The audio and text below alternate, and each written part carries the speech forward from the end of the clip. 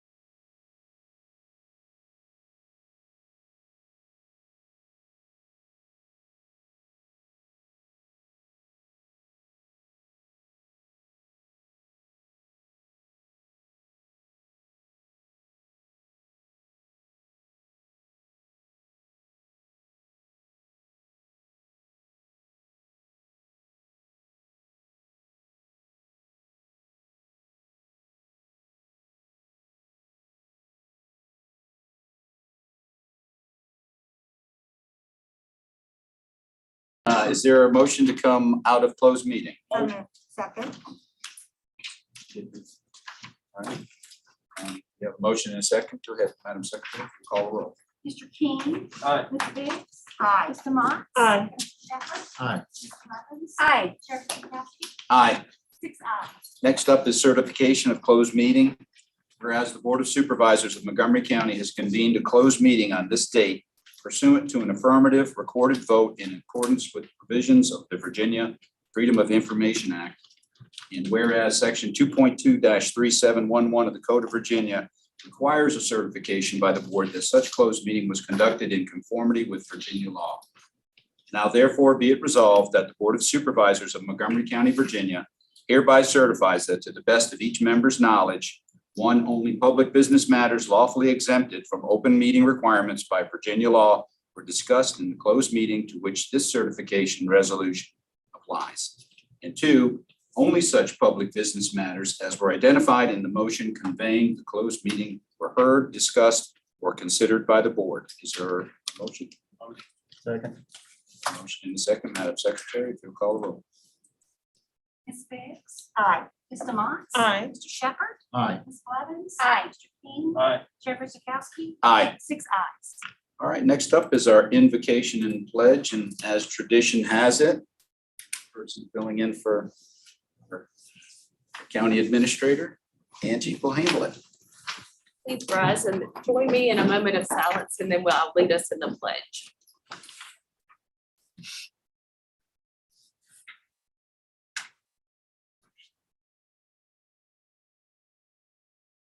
Let us pledge, please. I Pledge allegiance to the flag of the United States of America and to the republic for which it stands, one nation, under God, indivisible, with liberty and justice for all.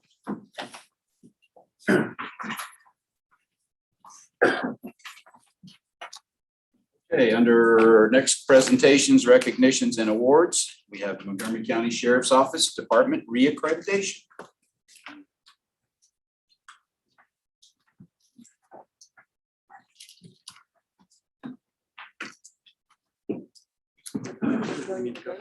Y'all would go on up to the podium.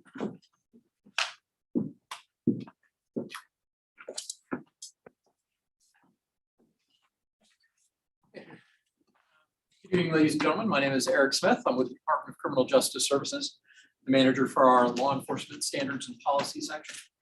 One of the duties of the department is to administer the Virginia Accreditation Center, which liaises with the Virginia Law Enforcement Professional Standards Commission, a group that's made up of 6 chiefs of police and 6 sheriffs that set the accreditation standards for law enforcement agencies across the Commonwealth. For those of you that don't know, the accreditation standards are a series of approximately 190 different standards that each law enforcement agency must meet in order to achieve the accredited status. Currently, there are only 103 law enforcement agencies across the Commonwealth out of the over 400 that we have that have met that burden to achieve accreditation. Montgomery County is, the Sheriff's Department is obviously one of those, since I'm here to present their 6th award for accreditation. Back in November of 2020, 3 assessors who all have significant law enforcement experience came and did a thorough audit of the Montgomery County Sheriff's Office. They ran through those 190 standards, reviewing files, policies, and what are known as proofs, that is, evidence that those standards are being met. And they found that the Sheriff's Office passed with flying colors.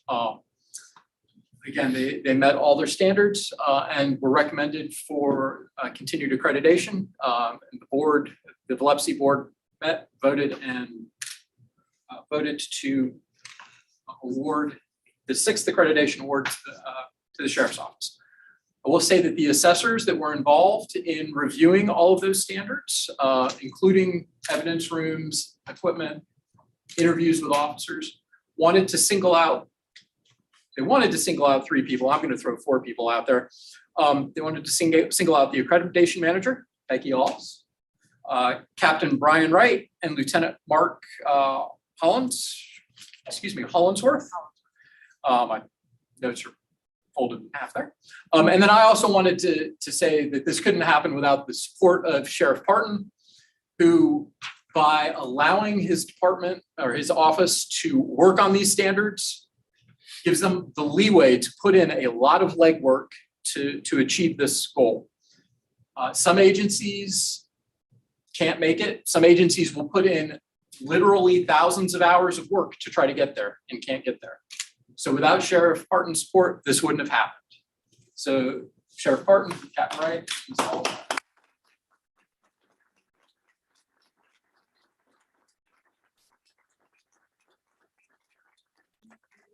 Yeah, I'm thinking of moving it over just so we can get some photo ops, and So you guys aren't blinded. we're gonna get one with the accreditation people, then one with us. Okay.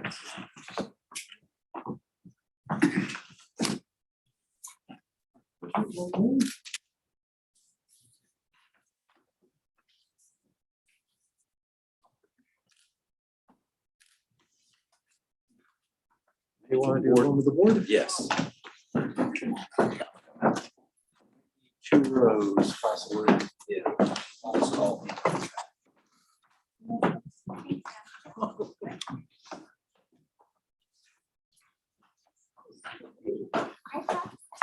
Okay. one more. We take our masks off here. Can we take our mask? Somebody come in. Yeah, everybody hold their breath, take your mask off. Beautiful. Some more. All right, we got it. Just hold on one more. Let me just go one more. Running out of air.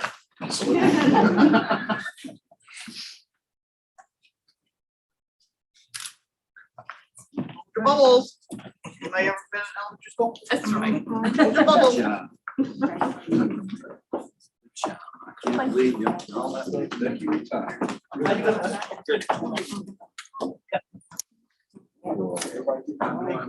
know I'm mean. Congratulations, I know how hard it is because I'm a criminal justice service board graduate, but I couldn't remember. Yeah, the one with you. All right. We'll take it. Good to see you back.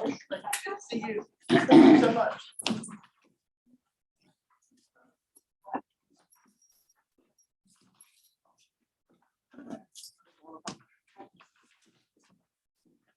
All righty. If you thought the fun stopped there, you're wrong, because next up, we have a presentation to Connie Vire, Montgomery County General Registrar, a recognition. Do the honors. Connie, if you'll come up.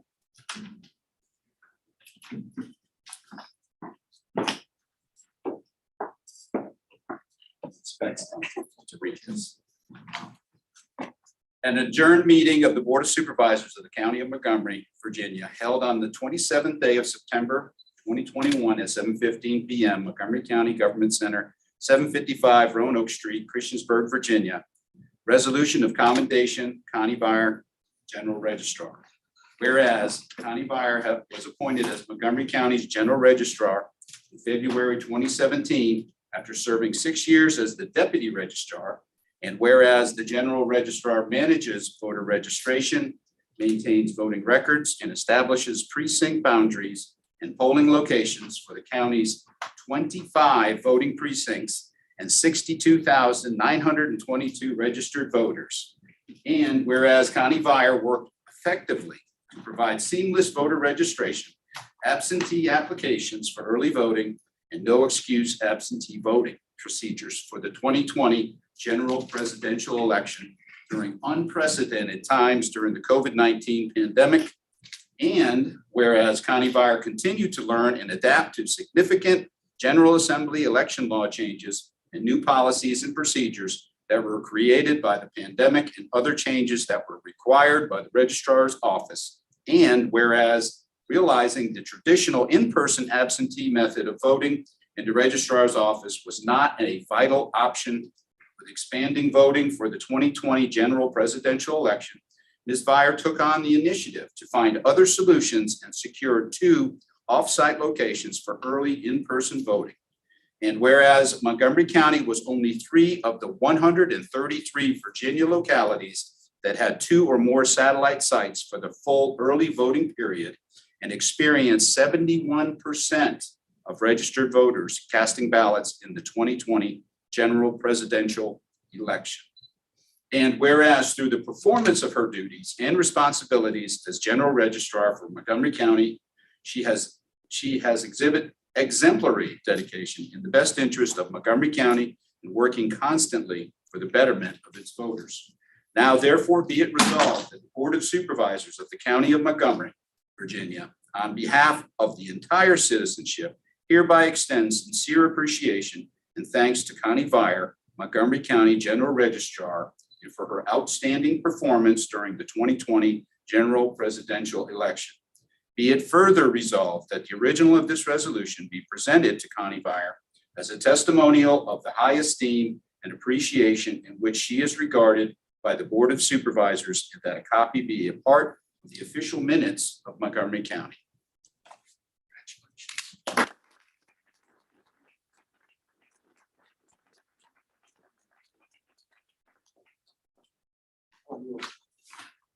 And we need the rest of the board to come on up.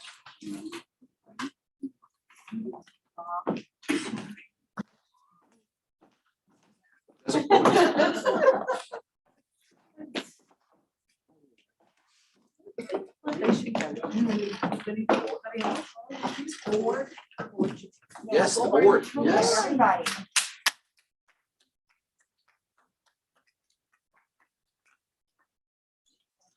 We're gonna have to get the wide angle. I'll do those. We haven't even gotten to Thanksgiving yet. I think this works. You can make it work, Josh. Beautiful. All right, so one more. We got it. Thank you, guys. Thank you so much.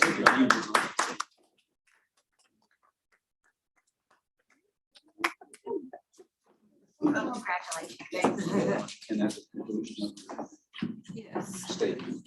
You're free to go. thank you. I'd just like to thank my board and my staff. It's absolutely a wonderful board to work for. My staff is absolutely dedicated. We work tirelessly hours. I mean, it's just never ending, as you well know. But it's a great group of people, very dedicated, and I could not do it without them.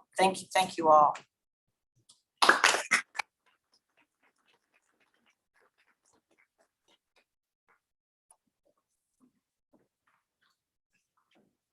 All right, next up is the Montgomery County Annual Report. Jen Pierce is going to present that for us tonight. I know that Jen and the Public Information Office have spent a lot of time putting this together.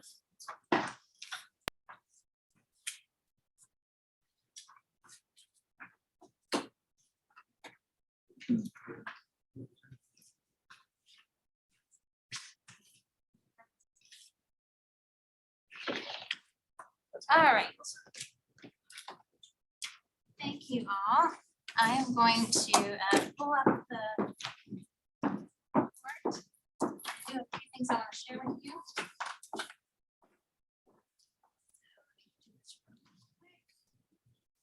Bear with me, thank you. Okay. So thank you for letting us come tonight on behalf of the Public Information Office and the county. I'm here to present the 2020-2021 annual report. And I'm going to play a quick introduction for you in just a minute, but just so you know how to get to it, you can go to our website, Public Information Office, and then Publications and Reports. And we have our interactive reports right here. So I'm gonna have this up in the background. And again, in just a minute, I'm gonna share with you an intro from Craig. And but first I want to go over a few highlights for you. This is an interactive report. Wherever possible, we've added video that highlights whatever projects or initiatives we have throughout the report. And this year, the information is being presented slightly different than it has in years past. This year, we have put the information in specific categories. general administration, public safety, parks, recreation and culture, community development, health and welfare, and public works. And in addition, we have a few extra sections this year, one for awards and recognitions, one for facts and figures, and then another for our COVID impact and response. So now I'm going to show you a quick intro from Craig. Right here in the report, if you click on it, you will see this. Hello, I'm Craig Meadows, County Administrator for Montgomery County, and I'd like to welcome you to the interactive 2021 Montgomery County Annual Report.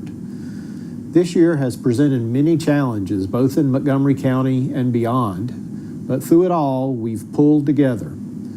This report highlights the exemplary service Montgomery County government continues to provide for its citizens. All right, and as you click through, you'll be able to see the sections that I spoke about. First, we have a quick overview of Montgomery County, who we are, some of our history, and then as you can see, you can click through and see all the sections that I mentioned. So I hope you'll take a few minutes in the weeks and months to come, or as time allows, for you to look through the information that we've presented here. I also want to give special thanks to the public information team, to Durley Aguilar, Josh Rosenfeld, and Becky Hertling for their significant support in putting this together this year. And I also hope that you will let me know if you have any questions. I really appreciate your time tonight. Thank you.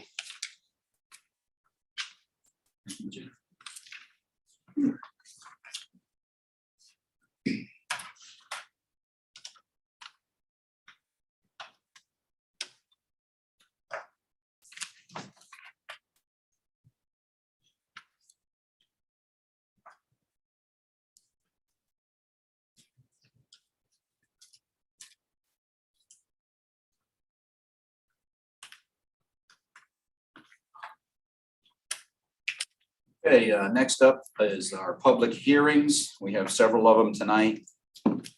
First one is special use permit, WF Pack Third LLC Commercial Kennel. Good evening.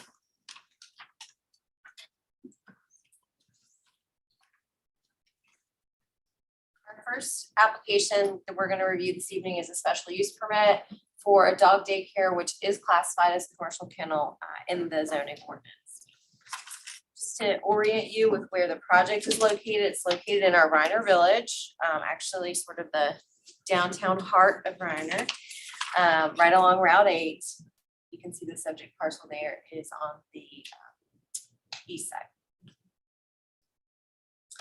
The owner of the property is WF Pack 3 LLC, but Kim Ridpath is the applicant. She's with us tonight. So once my presentation is done, if you have any questions, she'll be glad to come up and answer those. The request is for the commercial kennel, which is how we classify dog daycare. It's currently vacant and it's currently zoned general business. So because we don't have a dog daycare definition, this is the definition of commercial kennel that does fit in with the proposed use by the applicant. It does require a special use permit in our general business district. They're gonna renovate the existing brick structure. So it really won't look different on the outside, but indoors on the basement level will be for larger breeds for dog daycare, and then on the main level, smaller breeds. A portion of the back area, we're going to show some pictures in just a sec, will be renovated to either be grass or to be a artificial turf that is specifically made for canines for the area where there will be walks, and there will be a 6-foot privacy fence around the whole outdoor area. The current plan shows 4 to 5 parking spaces to be created. That is all that is needed for the application based on the use. However, there is the opportunity in our zoning ordinance to allow for shared parking should there be an agreement in place for it. However, the 4 to 5 spaces that are available meet the requirements for the parking for this use. The plan is to operate between 8 and 6 and stagger the drop off and pickup time so that you don't have all up to 20 animals coming in and out at the same time. And then the applicant has stated that she will evaluate Saturday hours based on need. There will be some limited overnight boarding, but the applicant says these will be for existing customers, so not random animals being boarded, but only the ones that are there during the day, should they need night boarding, could stay there. So if you're looking at the structure from Route 8, these are a few pictures, and also shows the shared entrance, which VDOT did take a look at. This is looking towards Route 8 and then also at the back of the existing building. This shows the area to be modified either with grass or with the artificial turf. And this is just a view of Route 8 and then the side yard. And back out at the intersection. So you'll notice the site sketch that came with the application is as shown. They will be fencing, if you can see the area. There will be fencing in the rear where the solid lines are. That will be a double gated 6-foot fence. The parking spaces are there, and then they are proposing supplemental landscaping, which will be approved as part of the zoning permit should the application be approved. The existing shared entrance is deemed acceptable. There is not a left turn lane, but due to the minimal traffic, so again, there's a maximum proposed of up to 20 animals and the staggered times. VDOT was comfortable with the existing entrance. The highest will obviously be at drop off and pickup. And those are planned to be staggered for the clients. The parking provided by new parking that's created, and then again, it meets the site requirements with the 4 to 5 spaces as shown, but should the applicant move forward with the project, they will have the opportunity to talk to the adjacent owners that they share the entrance with if they'd like to have shared parking, which the zoning ordinance does allow. It's served by public water and sewer. The PSA was not concerned about any increase in demand. Grooming is not currently proposed, but you'll note we do have a condition that should they ever add any sort of grooming, there would be a PSA approval required for that. And that's specifically to address basically like a restaurant has a grease trap. This is like a hair trap to make sure that that's not going into the PSA system. It's not located in a flood zone. The existing vegetation that's there will remain. They are proposing to add some additional landscaping. The impervious would be removed or replaced with the synthetic grass turf. Again, the applicant can speak to that process a little bit. And then of course, solid waste removed throughout the day and then taken out at least twice per week. There's going to be no outdoor kennels or runs, so the noise should be minimal. They'll all be boarded inside and just go out for their playtime outside. They'll be rotated between the different groups, and as the business owner, they will evaluate if there's excessive barking and the animals are excessive barkers. They might be asked to find another doggy daycare. Security and safety, there is the 6-foot fence with the double gate for drop off and pick up. There will be rules about dogs being on leash. And then of course, meeting all the requirements for boarding, spaying, neutering, fully vaccinated, and have that exam prior to boarding. They'll also be evaluated again for behavior and temperament if they're gonna stay at the location. In the comprehensive plan, this is located in the village, and we do call this area in the heart of the Roanoke Village for mixed use. And then when we talk about land use in our village area, we look at a variety, a mix of uses. And then they should fit in with the development patterns. Again, we're talking about using an existing structure, but then also fit uses that are desired by the community. So we cited the entrepreneurial economy here because this is something that probably wasn't as forecasted when the comp plan was created, but there is a need in the county. We've noticed in the towns and adjacent localities, this is something that's been going on. So this is where the applicant came up with this application for your review.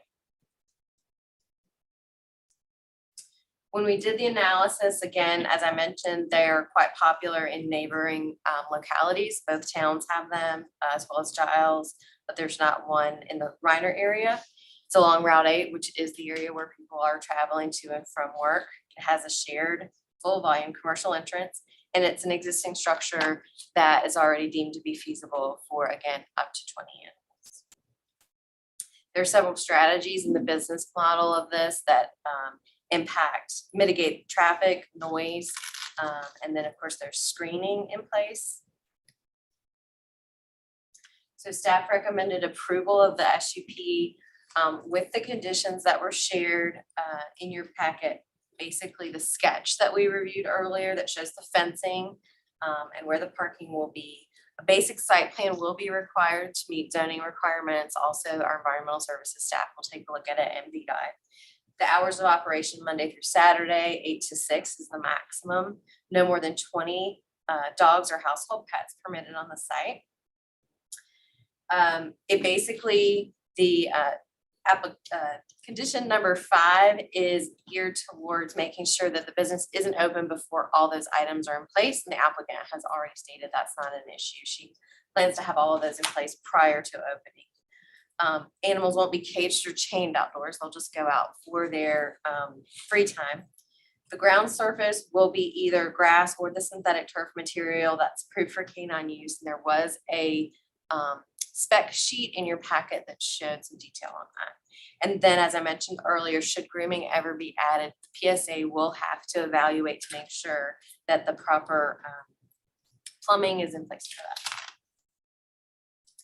Planning Commission voted 5-1. We had 2 members absent and 5-1 with 1 abstaining and 2 members absent. We did notify the adjoining property owners, as we typically do. A placard was placed at the site along Route 8. You could see it in the pictures there. It was also available on our website. We had no speakers at the public hearing. We did have a citizen contact staff for additional information after the meeting. And then also you received an email over the weekend that staff got a copy of. So we know of those 2 contacts. That's all that I have for you. If you have any questions for me, I'm glad to answer them. And as I mentioned, the applicant is also here. Is there any questions for Emily? Emily, I have a question. The parking, the 4 to 5 parking spots, is that already established? Because on one of the slides, it says additional 4 to 5. There is some pavement there. It is not striped. So the 4 to 5 would need to be sort of formalized as part of the zoning permit process. So there would not be an additional. So not on top of those. It wouldn't be 8 to 10. It's 4 to 5. And possibly 2 employees. Yes, that would be employee spaces as well as the drop-offs.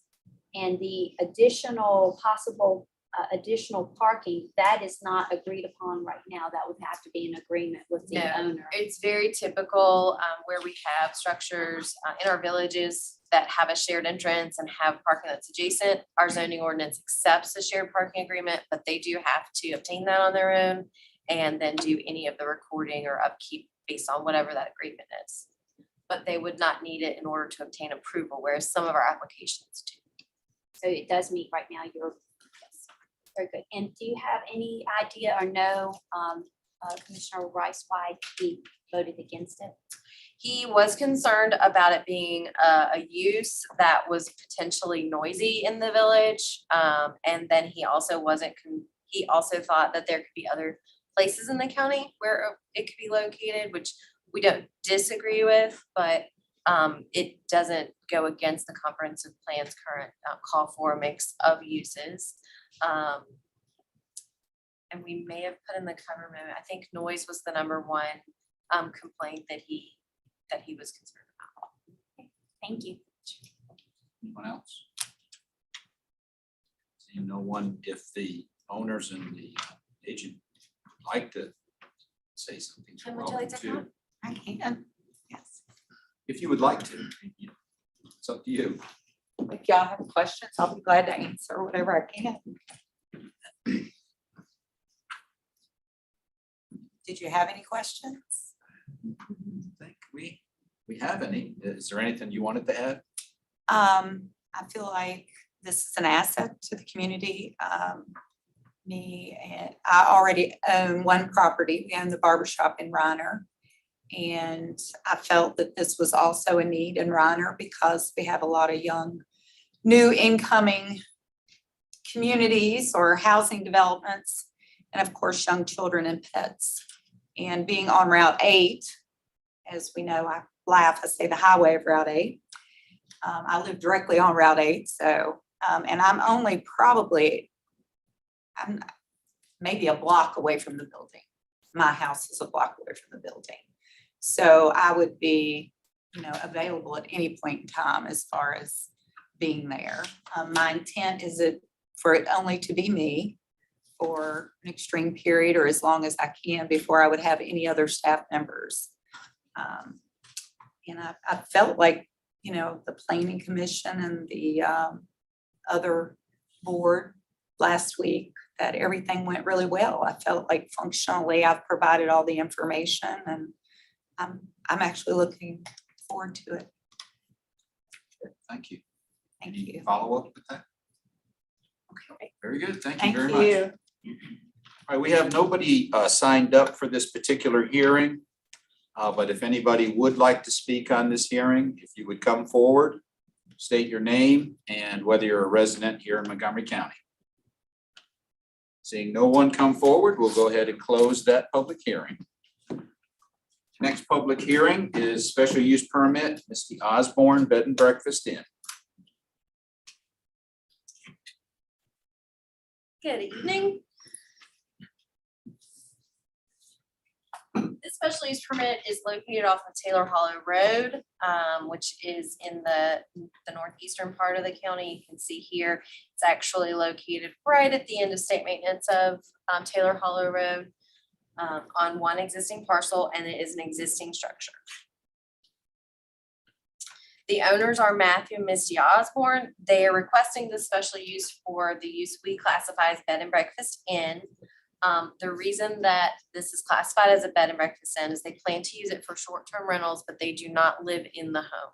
So whenever we have an owner-occupied short-term rental, we're able to do those administratively through staff with a permit. But whenever they don't live in the home, it does require an issue. So that's why we're here this evening.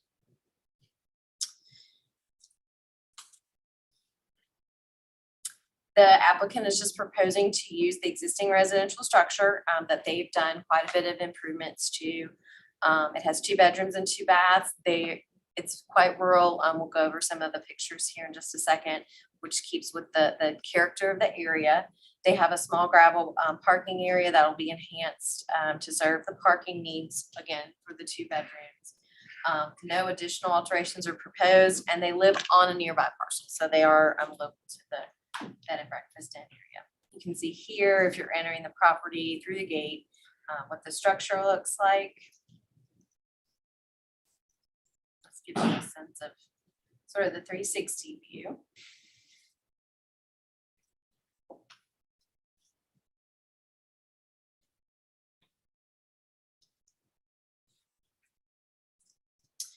On the sketch that was provided with the application, you can see in the rear is where they have a proposed parking area. Again, that would be just some gravel there. And the existing structure is shown there with red. So this property is located again at the end of state maintenance there on Taylor Hollow Road. It is a state maintained gravel road. It's currently, as we all know, on the 6-year plan for various improvements. The applicant's going to use the existing driveway. And basically, since it is already an addressed and permitted residence, the impacts of this use are no greater than and probably less than if it was just a standard single family home where residents were coming and going daily. VDOT took no exception to the special use permit when they reviewed it. It has an existing private well and septic. It's not located in a flood zone. They're not planning to clear any vegetation or do any additional impervious other than the minimum needed for the parking area. And that does, again, preserve that nature, rural nature of the area. It's located in resource stewardship, which we've talked about before. It is basically an area where we talk about it being characteristics to remain rural in nature. We do allow homes, obviously, in this area. It is surrounded by large lot, single family. So here we're looking at uses such as ag and forestry, but we also talk about outdoor recreation and other natural resource based and accessory uses. This is one where instead of a single family home with full-time residents, it's a short-term rental opportunity, which does sort of stick with the character, but allows them to have a little bit of a business venture. So this is also where we cite entrepreneurial economy, and there is a full agricultural character of the area on Taylor Holland. So it will provide lodging for transient guests, which is something that we know is needed in our area. It's a reuse of an existing structure. It's going to be offered as a whole house rental. And so that's something that whenever we talk to you about, it's not going to be sectioned out where two different people would get the room. So it's a 2-bedroom whole house rental. There will be 3 parking spaces that have to be required in that gravel area. And it's surrounded by ag land, open space, and as I mentioned, the Osbornes are neighbors to this property. So staff recommended approval with the condition that it be in general conformance with the sketch that was shown, that it meets the short-term rental requirements, which means it has to be rented for less than 30 days. It'd be a whole house rental only. So obviously you would double the traffic and double any impacts if the rooms were rented out separately. And the exterior lighting should be dark sky friendly, should they have any, which is typically offered only for safety from the parking areas of the structure, and that they have all permits needed by other agencies prior to getting any county permits. The commission voted 7-0. With 2 members absent in support of this application, recommending it to you for approval with the conditions I just went over.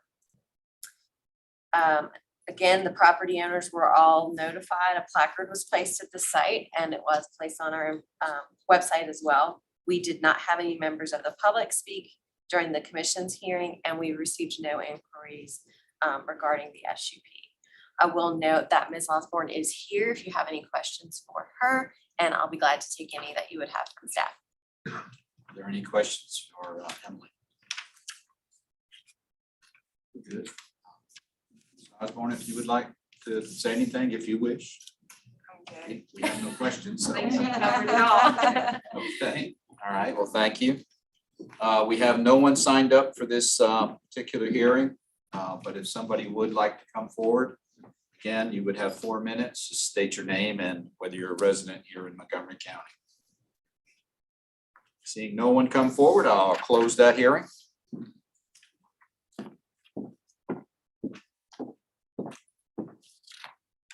Next up is the boundary adjustment agreement with the town of Blacksburg.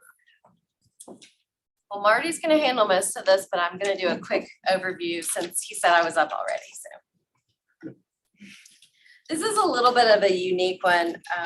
When we're doing jurisdictional changes, typically it's in order to develop the site, but you probably remember we did a rezoning of this site just a few years ago to R3. They had proffered conditions. It was approved, and they've actually already been through the development plan process with the county. They're able, the sites could be served by the PSA for water and sewer. They were able to meet VDOT standards for roads, as well as all of our ENS and stormwater requirements in the county.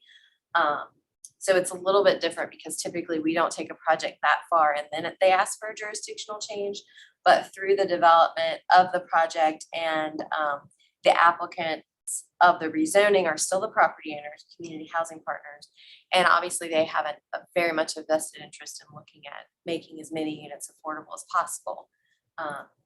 So as we covered in the cover memo, this site, which I'll give you guys a graphic here, these parcels were part of the rezoning and are part of the request for the jurisdictional change. Once they were able to dive in a little deeper, it appeared that approximately 6 of the up to 70 units that were approved by the county could be affordable units, whereas if they went through a jurisdictional change into the town of Blacksburg, there's additional funding available to them that they can leverage to make more of the units affordable. And so that's the reason for the request this evening. This gives you a sense of where the current jurisdictional line is, what the surrounding zoning looks like, and what the surrounding areas of development look like.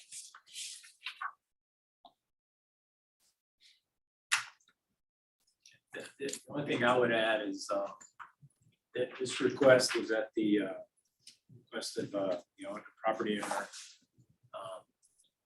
CHP, and it's 24 acres. The town's in agreement with the boundary change.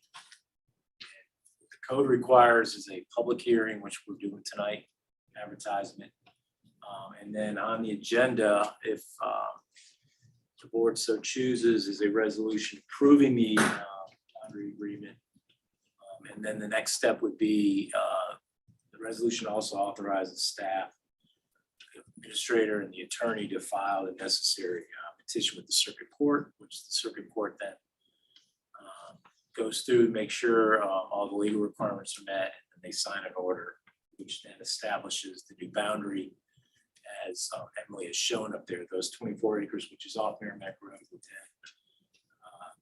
Still in the county, obviously, but it would become part of the incorporated area of the town. Should be no loss in taxes for the county, because this is housing, not commercial. So the real estate would still be taxed as it is now. The one improvement would be there would be an investment put on there, so the assessed value should go up and the taxes would increase. The town also would, once it's put in the town, would also have a town tax on it. Questions you have, I can answer. Are there any questions? Yeah, I have Go ahead. Yes, sir. So that's gonna bring the town of Blacksburg across Merrimack Road. Correct. Does that also take into account Blacksburg taking over that road? Because No, because I think the road stays in the county, yeah, as a state road. Yeah. if they own both sides of the road, doesn't that essentially put that in their jurisdiction to where it falls under them now and not VDOT? On this map, I don't see it crossing Merrimack Road. Yeah, I don't think it crossed. That's the border. It's on the other side of the road. The jurisdictional change would go across the road, but we have Yeah. various places, even on Merrimack, where either town does that crosses already? over. It's kind of like a piano key. And we have other roads in the county where that happens too. So it would remain VDOT's road. Now, the roads within the development will be maintained by town of Plattsburgh.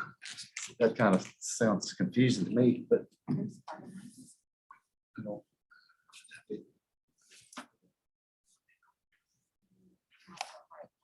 You ready for me?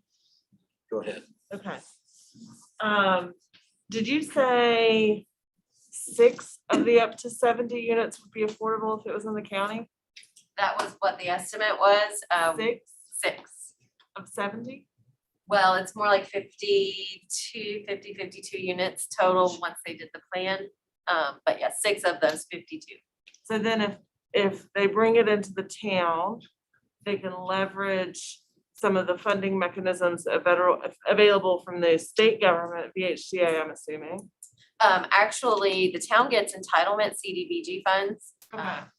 that we're not able to get. Okay. Do we know any other funding sources where that would make a difference? The applicants here, if you would like to ask them. Okay.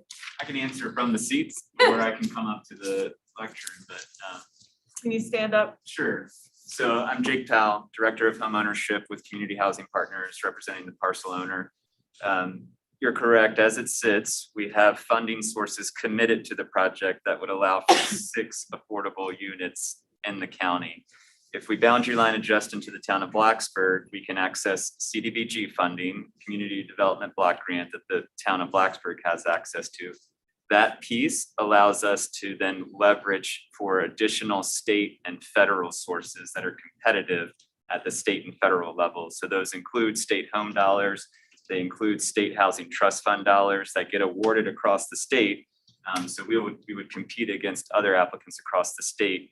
A very important piece of that is local leverage in any application to understand, is the local community putting in dollars helps us score better at both state and federal levels. We would also pursue new market tax credits. So this is a critical piece, the CDBG funding from the town, to take us from 6 to potentially the entire 50+ units being affordable.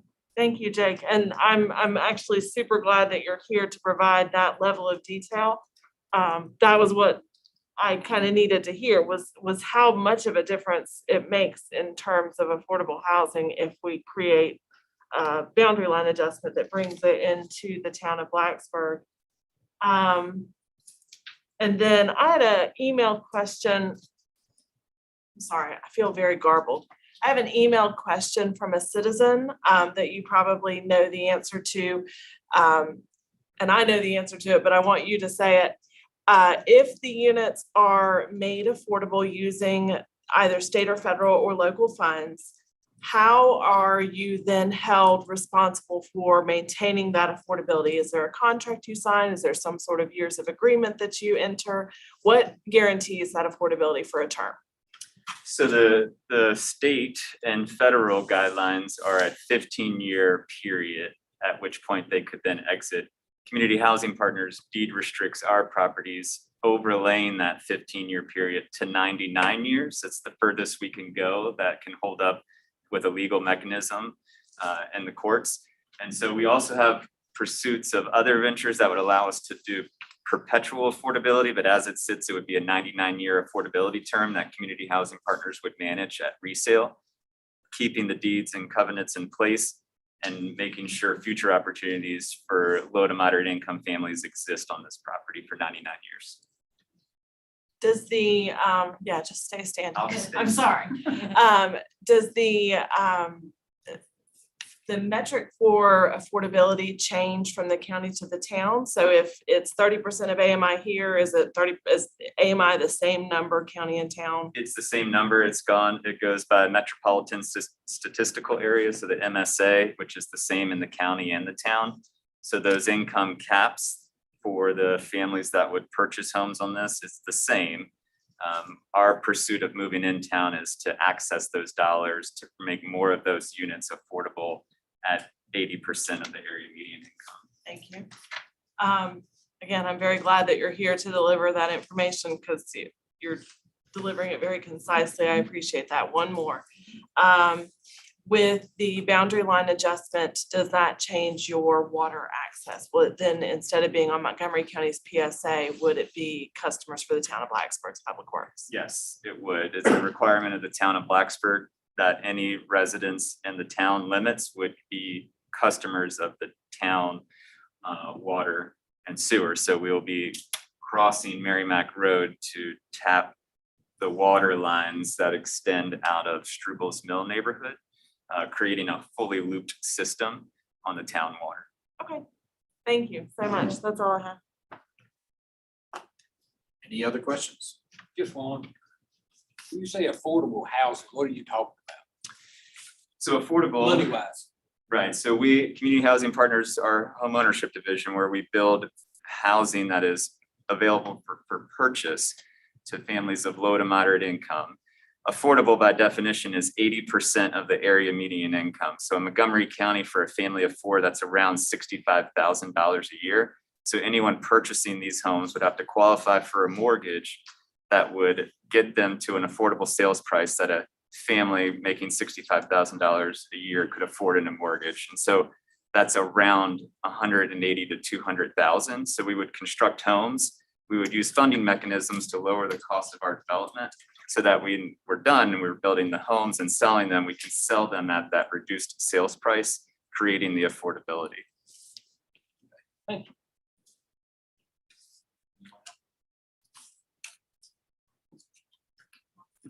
Sounds like a good project. I'm all in. All right. Well, thank you, sir. Thank you. All right. Well, we had one person sign up to speak during this hearing. Jake Powell. That's me. Happy to answer more questions. Further to say? If not, I yield the floor. If anyone else would like to come forward and speak on this hearing, you're welcome to. 4 minutes, state your name and whether you're a citizen of the county. Seeing no one, I will close this hearing. The last hearing is the boundary adjustment agreement with the town of Christiansburg.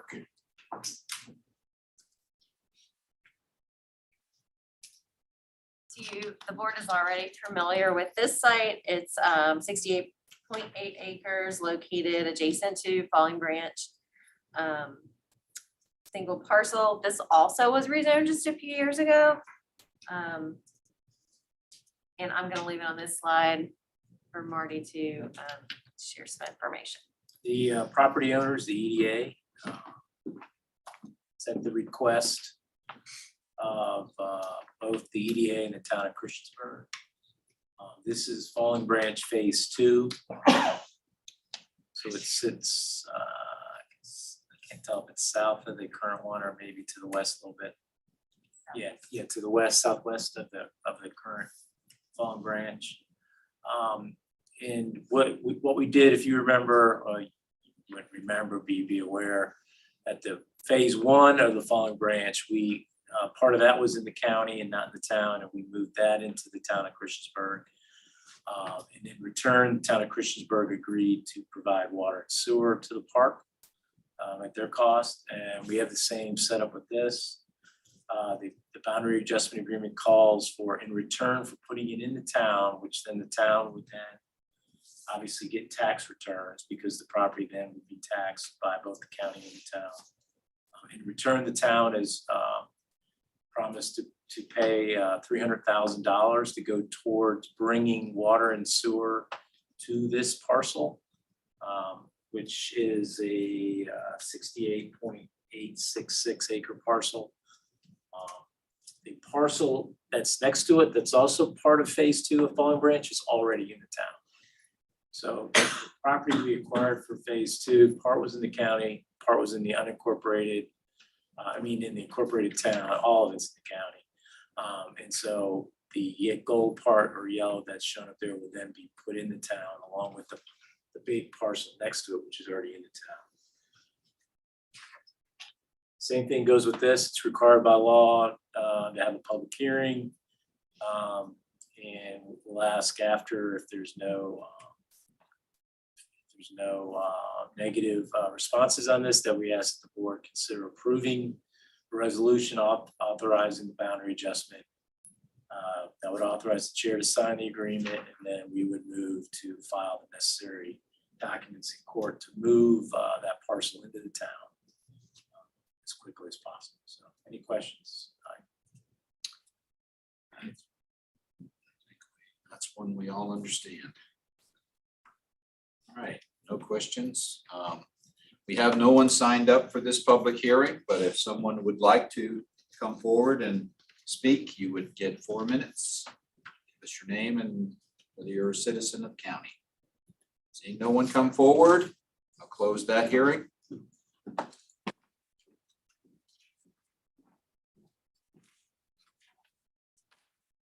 Three more public notices. I think that was a record for this past year anyways. Oh, wow.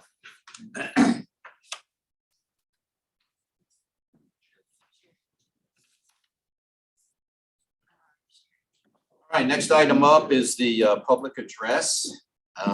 We have no one signed up for public address. But if there's anyone here that would like to come forward and speak, this is your opportunity to speak to the board, to tell us anything that you have on your mind. And all we need is your name and address, name and whether you're a citizen of the county. And you would get 4 minutes.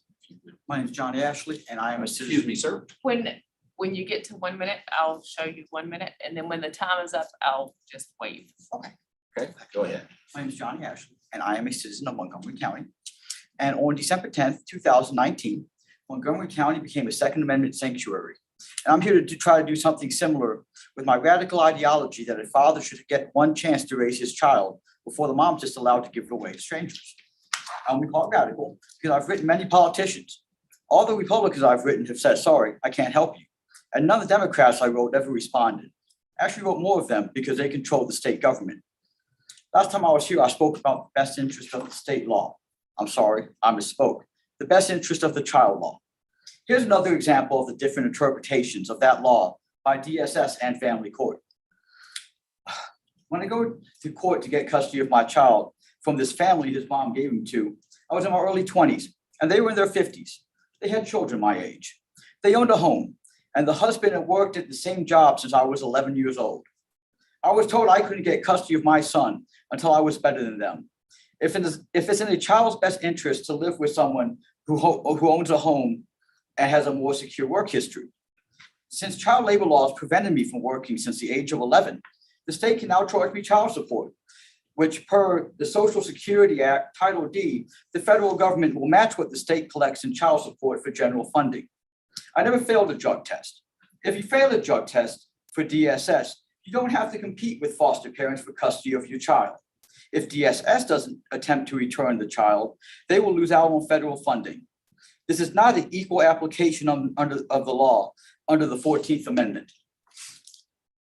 The First Amendment of the Virginia Constitution states that no law will be suspended unless legislative action has been taken. To sum up the abduction law, to gain physical control of someone by violence, threat of violence, or deception. If committing perjury and deceiving a judge in the commission of an abduction, if you commit perjury and deceive a judge in the commission of an abduction, the two felonies cancel each other out. I can prove that before the custody hearing, the people with my child had told his doctor they intended to adopt him, and that's why he had their last name. Then under oath, in court, both the custodian and the mom talked about short-term custody with the mom regaining custody later. Immediately after the court, the custodians were at the doctor again, talking about adoption. This series of events were shown to two different police departments and confirmed that it happened the way I'm telling you, as in the video links that I sent you. I moved here because of this. All over the court records, it says that the mother can get custody. If the courts will only grant custody to the mother, that's sex discrimination, per the 14th Amendment. And I'm sure it has nothing to do with the fact that men make more money, so therefore the state can charge more child support. But back to this abduction. Gloria Williams dressed like a nurse and walked into a hospital and walked out with a newborn baby. She raised this girl as if she was her own and never mistreated her. Years later, she was discovered and Gloria Williams was arrested. She's still in prison today. Imagine if a judge had said that since the child had never been mistreated, she should stay with Gloria Williams, or that she shouldn't be charged with abduction. In family court, when committing perjury in the commission of an abduction, it is in the child's best interest to live with the abductor. If a child was taken from somewhere and law enforcement knew where the child was but refused to act, there would be a public outcry. I asked the Montgomery County Sheriff's Department won't investigate this and said this isn't what they do. And about my situation, it's okay for these people to change their mind. Name one other situation of an abduction where it is legal for someone to change their mind. And this is their policy. And then this is what happens when you repeat their policy. A lawyer who was a member of the city council at the time was appointed to be my child's guardian ad litem. A guardian ad litem is a lawyer that looks out for the best interest of the child. My mental health was questioned. And I told him, my child has been abducted, which has now been confirmed by what I said about the perjury and by the police Sir. on video. Time is up. Okay, thank you, ma'am. I appreciate it. Have a good day. All right, is there anyone else that would like to come forward for public address? Seeing no one come forward, we'll go ahead and close public address. Next item is addendum. No addendum tonight, sir. No addendum. All right. Next item is work session. Is there a motion to go into work session? Second. Motion and a second. Any discussion? None. Madam Secretary. Mr. Shepherd? Aye. Mr. Motts? Aye. Ms. Biggs? Aye. Mr. King? Aye. Ms. Blevins? Aye. Mr. Chakowski? Aye. 6 ayes. Okay, we are in work session. First item up, county EMS update. Tyler Hall is here tonight and is going to make a presentation to you about the EMS update. If you recall, we had an update in September and some circumstances have changed since then, so he's going to give us an update.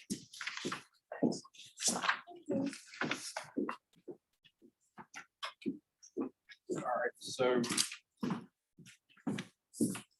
some things that we've done since the last presentation we had with y'all. I know the last time there was some concerns about communication with volunteers in the county. We've met with every agency that wanted us to come meet with their volunteers, and we've met with every agency that's in the county. There's a couple agencies within the towns that we didn't get to meet with, mostly because leadership didn't ask for us to come meet with their members. But what we're proposing really does not affect them a whole lot. We just had the Virginia Fire Services Board study. The site visit was last week. They came Monday and Tuesday and completed their site visit with a town hall meeting on Monday evening. And we hope to have results back in February of 2022. And we've continued to pursue a license through the Virginia Office of EMS. And we've completed the majority of everything we need to complete, which is mostly just paperwork, policies. And we've talked to several operational medical directors just to kind of see where the direction we want to go with this. But we've pretty much done everything we can do up to this point without funding. And the reason that I'm here tonight presenting again is to kind of talk to you about some changes that have happened since the last presentation. So we continue to see low call coverage rates in Shawsville from Shawsville Rescue Squad during the day, during the week. So from the 6 a.m. to 6 p.m. timeframe. And then since the last presentation, we've started to see the same amount of Rhino Rescue Squad. These two graphs here, the one on the left is Rhino Rescue, and you can kind of see throughout most of the year, they were between the 60 and 80% range. And then about the time that we had the presentation last time, so around August, that August to October timeframe, they dropped down to the 30% range. And they're only covering 30% of their calls. Shawsville is stayed pretty steady. And since we've implemented what's down here in red on the bottom, where Shawsville and Reiner automatically receive their second due agency during the day, that's where we noticed that we were having some call coverage issues. And so we've worked with NRV 911, and they automatically dispatch the second due rescue agency Monday through Friday, 6 a.m. to 6 p.m. to those two localities. And correct me if I'm wrong, but the reason that Reiner dropped off at that time was because of volunteers. One volunteer changed jobs, and that did not allow them to respond during the day. Is that so that was a big part of it. Was one of their major call runners had a career change, and so he was not able to run calls during the day as much, and so that's kind of where their call coverage kind of started dropping there. And they've just continued to have the same 3 or 4 people show up on their calls during the day for a while now. And I think it's just they're getting kind of burnt out running all the calls during the day during the week. So back to what we presented last time. The left there is what we presented last time, which was a fully staffed ambulance in Shawsville, or the Shawsville-Elliston area.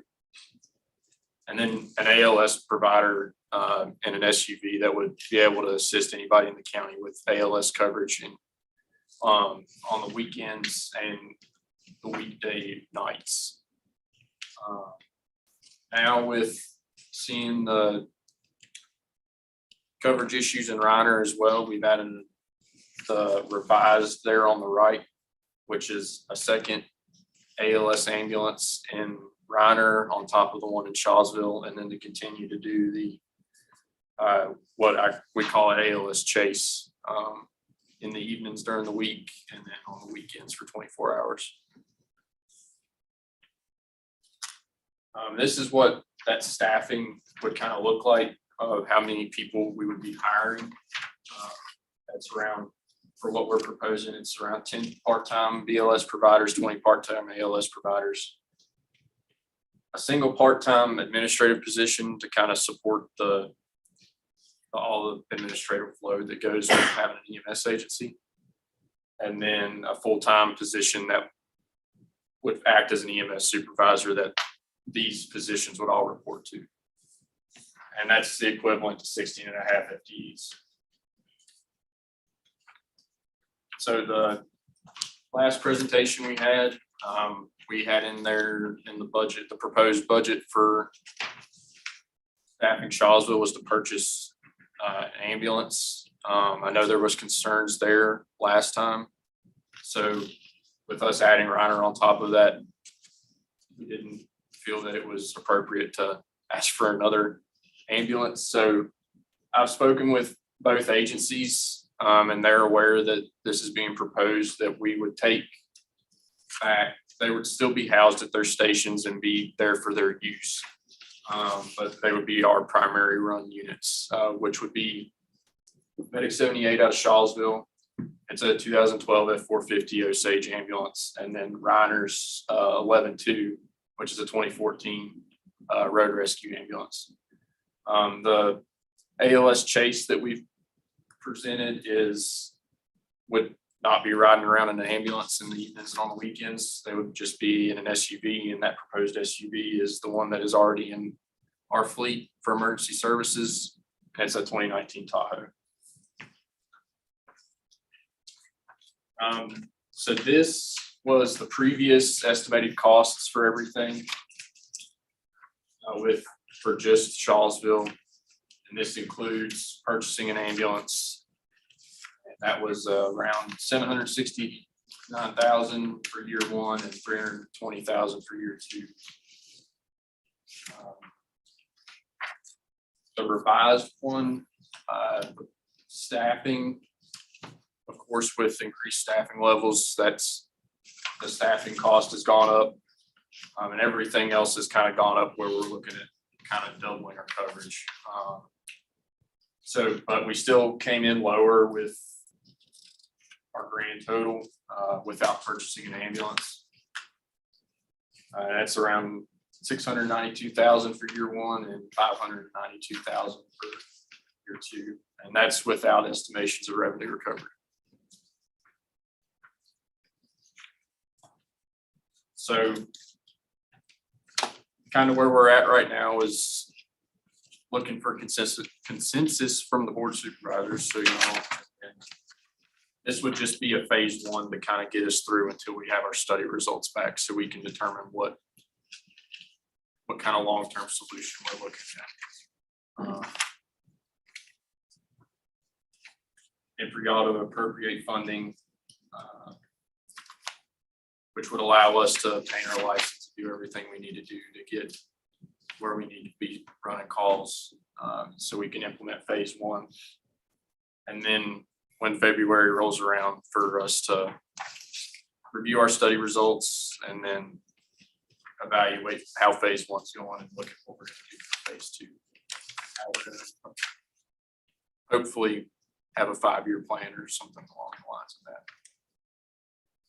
When the fire board came, Supervisor Blevins and I also attended the meeting, the kickoff meeting on Monday morning, and we described for them what was happening with our call coverage, and we asked them if they thought we should wait for their recommendations or if we should move forward with some paid staff to cover the daytime and these the chase kind of activity in the evenings and on the weekend.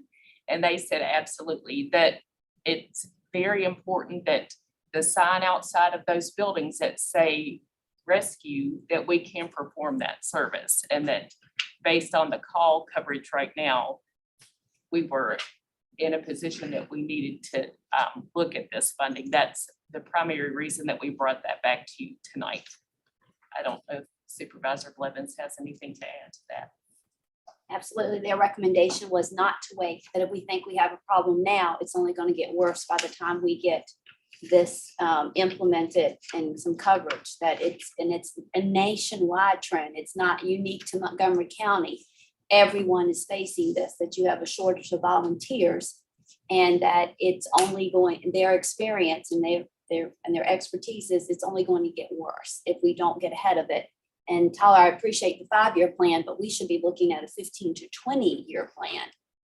And, they're, amazed that even with the population that we've been fortunate this long not to have paid staff. And it just ultimately comes down to, we do not have enough volunteers to cover the coverage area. And when it comes down to it, it's our responsibility to provide public safety. And we need people to make sure that when 911 is called, it is answered. And that's our primary responsibility. They were also very complimentary of the Board of Supervisors and the amount of funding that you provided for the facilities and the equipment. They said that was very good and that helps us. We're a little bit ahead because of that in this process, but they did recommend that we look at paying people in the interim until we get the study results back. You don't have any questions for Tyler? Yeah, I got a few. On the previous estimate, you had 20 part-time for shelter. Correct? Now you're saying all we need is 31 part-time for both areas?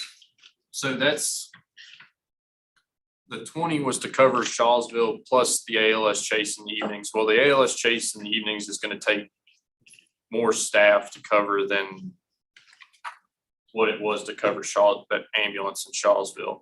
So that's not changed at all. So all we need to do is to add the little bit of additional staff to cover the ambulance and rider. So we didn't need to completely double our staffing because we didn't completely double our staffing plan there. What is your proposal hourly rate? Have y'all got it figured out? I can't remember exactly what it was. Brandon, do you remember exactly what our rates that we were looking at were? I can look it up. Some of it was kind of based off of, well, so what we looked at was to be competitive with other agencies in the area because it's going to be hard to get people. It's a competitive market for especially ALS providers. It is, Montgomery County is a place that a lot of people want to come work. I hear people all the time asking about it. So people, for EMS providers, they want to be able to come work where they're going to make good money and where they can practice at their full scope. So, and that's what our goals are to do, so we can get providers. And when me and you met, just me and you met, and you heard my concerns about volunteers. These people volunteer, so I would like them to have an option to come over to the paid side. Well, they'll have the opportunity to apply just as much as anybody else will, and they'll be considered just as much as anybody else will. I mean, you understand what I'm saying, right? Okay. That's all. Go ahead. Is it more attractive or less attractive to be full-time versus part-time? If you're an ALS provider, So right now, with us only trying to just get this covered as quickly as possible, it just seemed more feasible to do part-time staff, especially because then you can still get the people that are working somewhere full-time. And it's going to be hard to be competitive with everybody else around here right now for full-time staff. do you mean competitive dollars wise? Correct. Okay. I'm concerned that the pool would be very limited because you're wanting so many part-time providers. I mean, there's several providers that already live in the county that travel to, say, Roanoke, the Roanoke Valley to work full-time. So we have several providers here, and we've had several volunteers express interest in being part-time, and it doesn't affect their volunteer status. So I understand the concern, but I don't see us having a huge issue trying to get staff. And if we did, we could always go back and relook at it if we needed to do that. Could we advertise for full-time ALS and just fill what we could and then go? I mean, We could seems like certainly that would save a advertise for little both. bit, but It does cost a little bit more if we pay for a full-time person compared to two half-time people because of the benefits that are involved, but we I could was thinking certainly about it look the at other way. that. Okay. We would need to revise cost estimates for you if we did that. We haven't even looked at. More expensive. I was thinking it would be full-time cost cheaper yet. because you wouldn't have to pay it twice, but Right. I'm not paying it at all.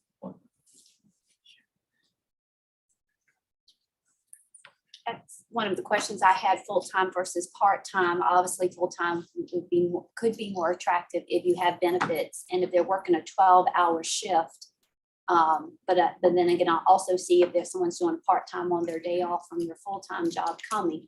What I'm concerned about is I don't want there to be so much turnover that we're in the same situation where we don't have the people to cover it because we have a lot of turnover part-time versus someone being at least full-time or even half, like you said, maybe advertise and see what we can get and work out.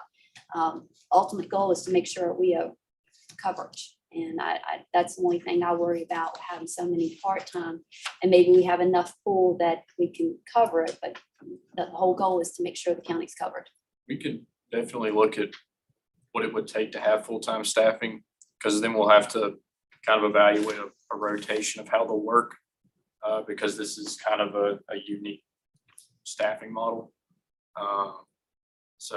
Because where we're looking at the ALS chase, they're not really acting in a supervisor role, so they would just be the same people that are riding the ambulance that would be doing the ALS chase. So it's kind of a unique situation for the staffing model that we're in, that we've proposed at least, to try and figure out a rotation to do it. I'm sure there's a way to do it, but I mean, it's something we just have to sit down and figure out. And am I to understand that this is just to get us started, and then once we get the fire boards study back, then we'll look at, because I know a lot of talk during that meeting was dual training to look at possible other needs. Correct. This is just to get us through until we have study results back and we can look at those study results and determine what we need to do based off of those study results. And they did recommend cross-trained staffing, especially for full-timers, to have fire and EMS providers.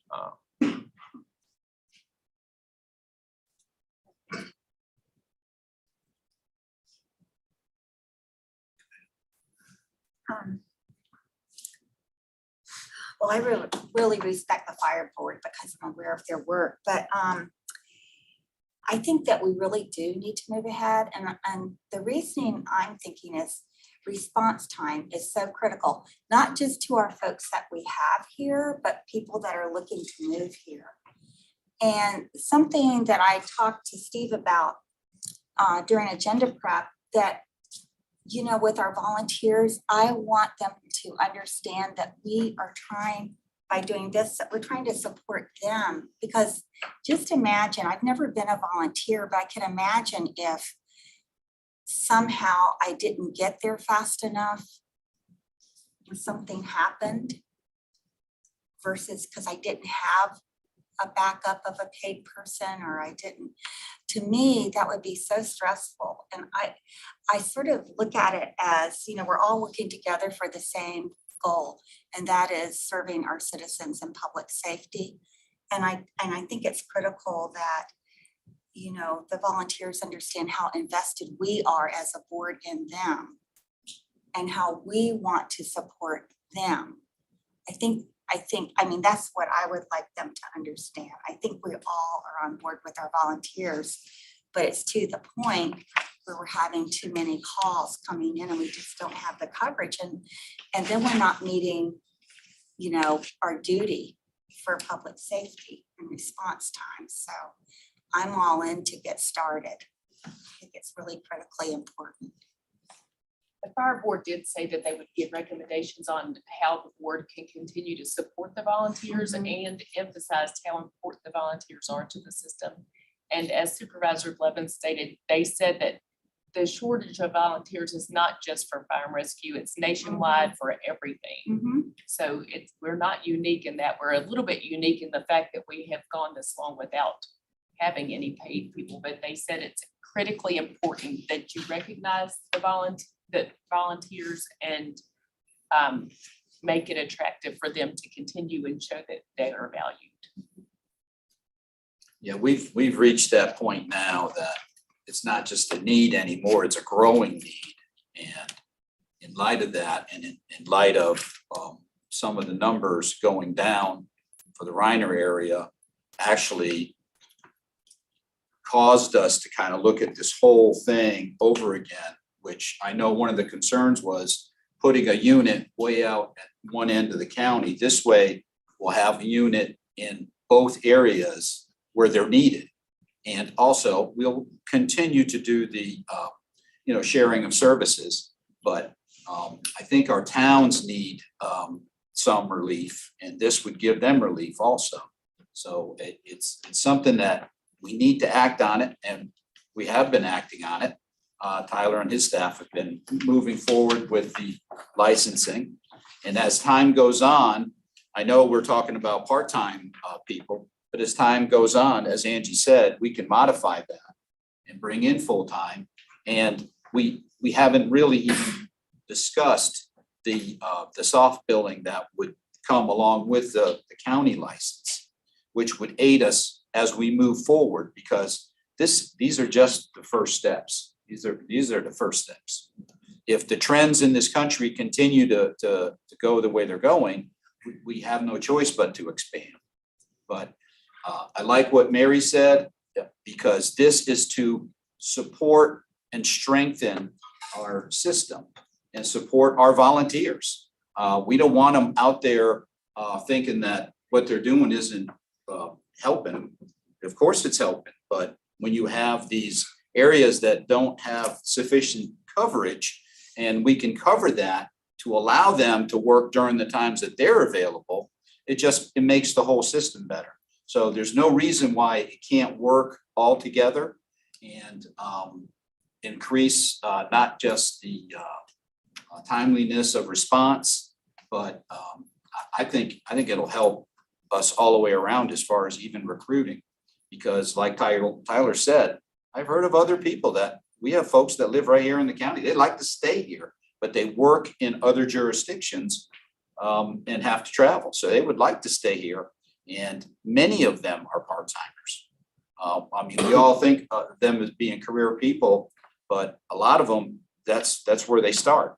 And like I said, as time goes on, we don't know where this is going to go. It probably will increase the number of full-time people as they grow. But we have to start somewhere, and we have to start sometime, and the time is now, and we need to get going on it.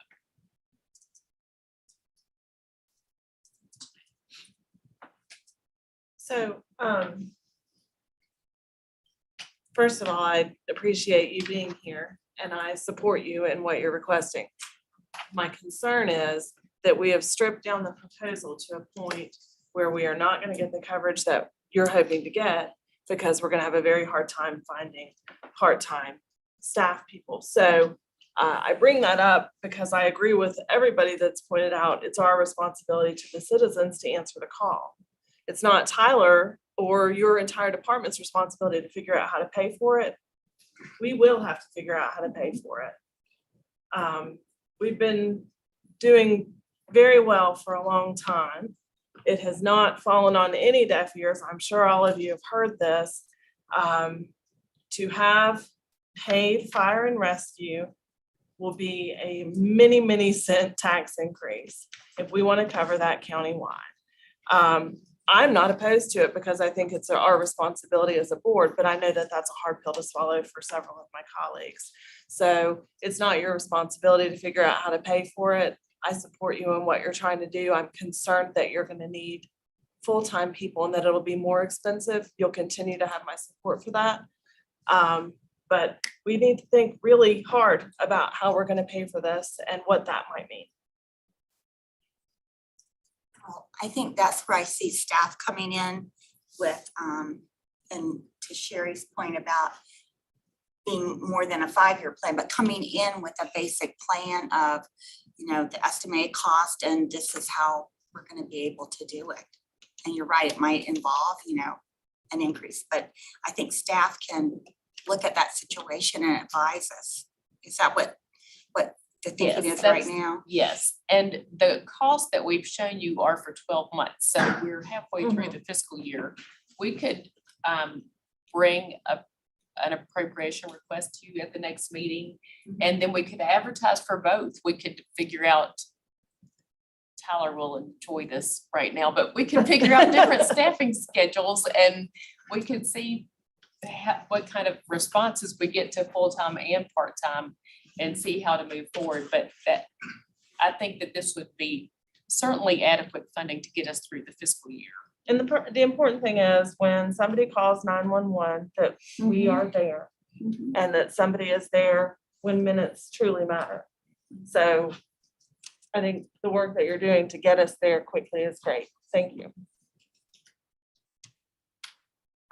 I will say the fire board was very complimentary and very impressed with our volunteers. They said this county has a heart to serve, and they were very impressed speaking with the rescue and fire departments, and they were extremely, and said, these are the positive things going for the county. And so this is a supplement for our volunteers, and that we can do better recruiting volunteers.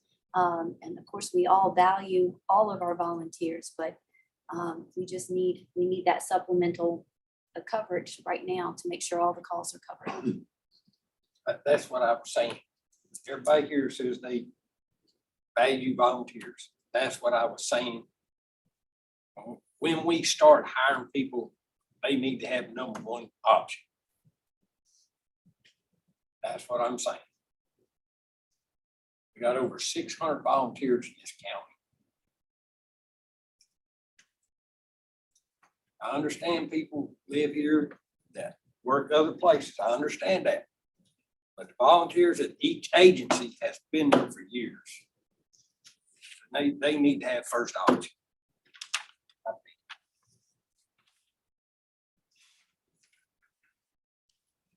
Anyone else?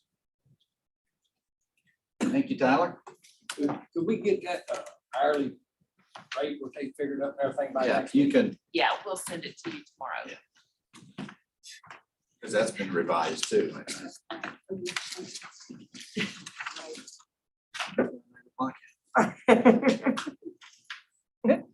Getting old.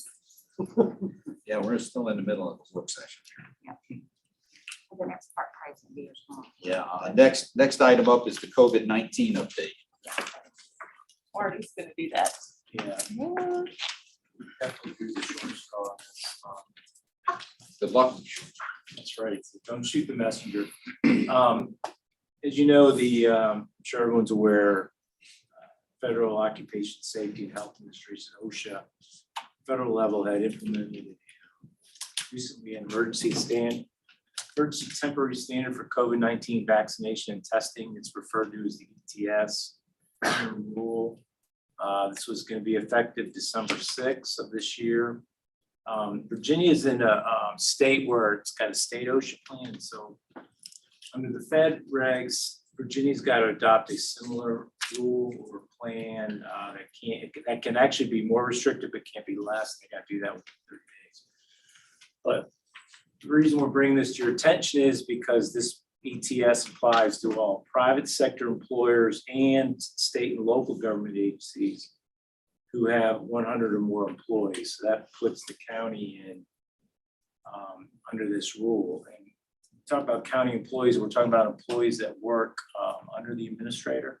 So where the administrator hires and fires those employees. So those are the ones we're talking about when we count the 100.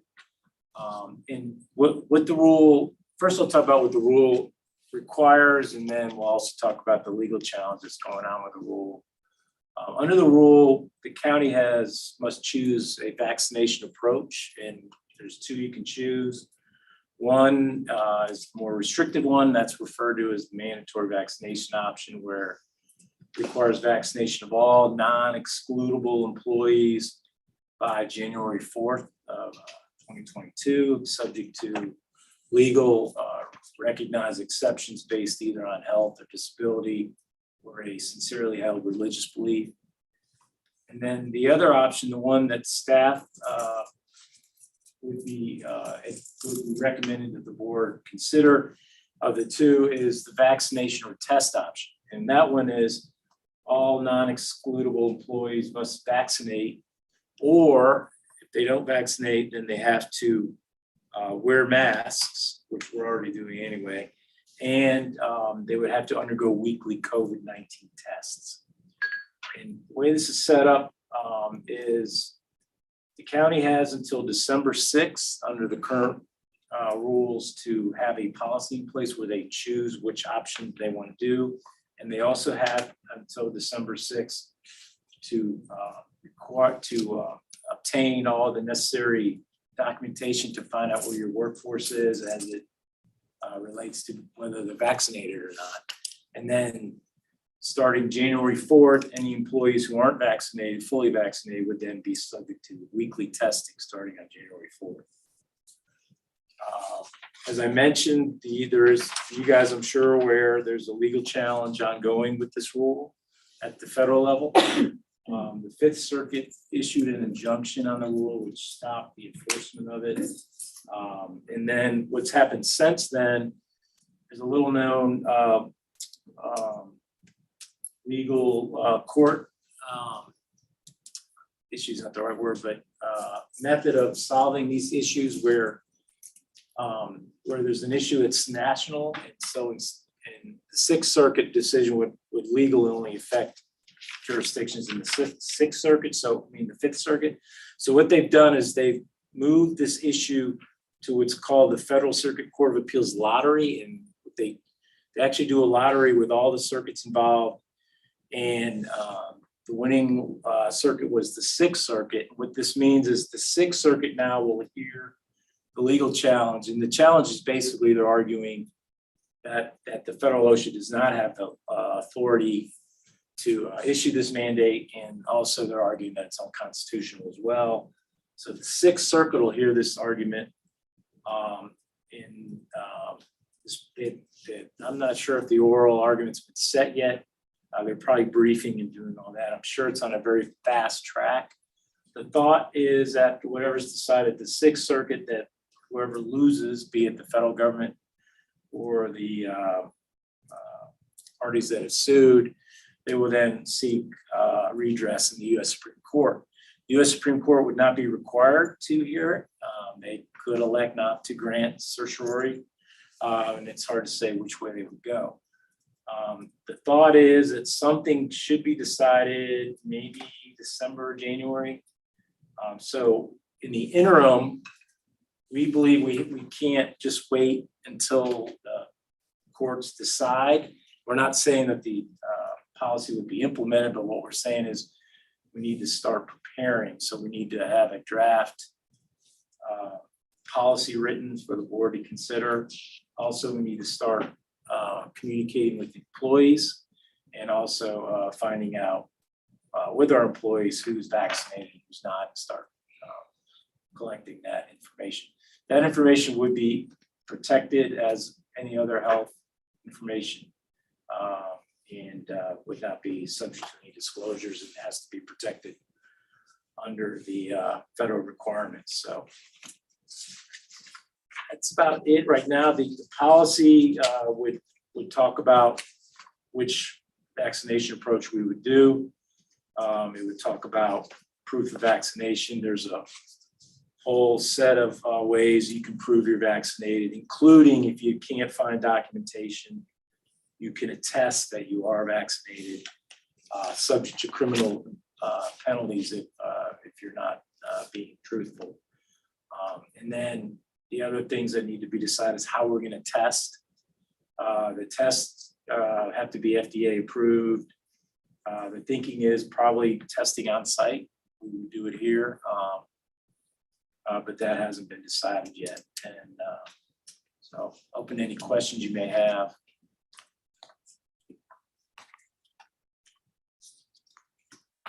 Supervisor Shepherd, do you have any? More clarification. Yeah. Statement that you said, make sure I heard it right, and you meant it the way you said it. So it sounded like one of the options was you either get a vaccine or you test and wear a mask. Correct. So does that mean if you're vaccinated, you don't have to wear a mask? Well, we have to wear a mask now until, Right. till the, goes below a substantial an infection rate. Once that goes below, then vaccinated employees under the rules would not have to wear a mask, but an unvaccinated person would have to wear a mask. Supervisor Demots. Who pays for the test? It's a complicated matter. What we're proposing is that the county pay, because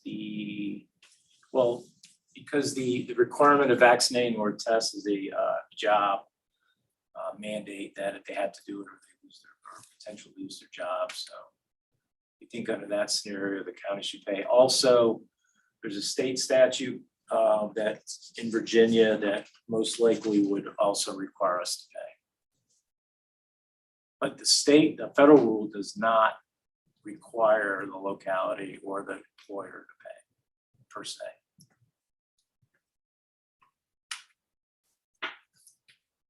Where does the money come from?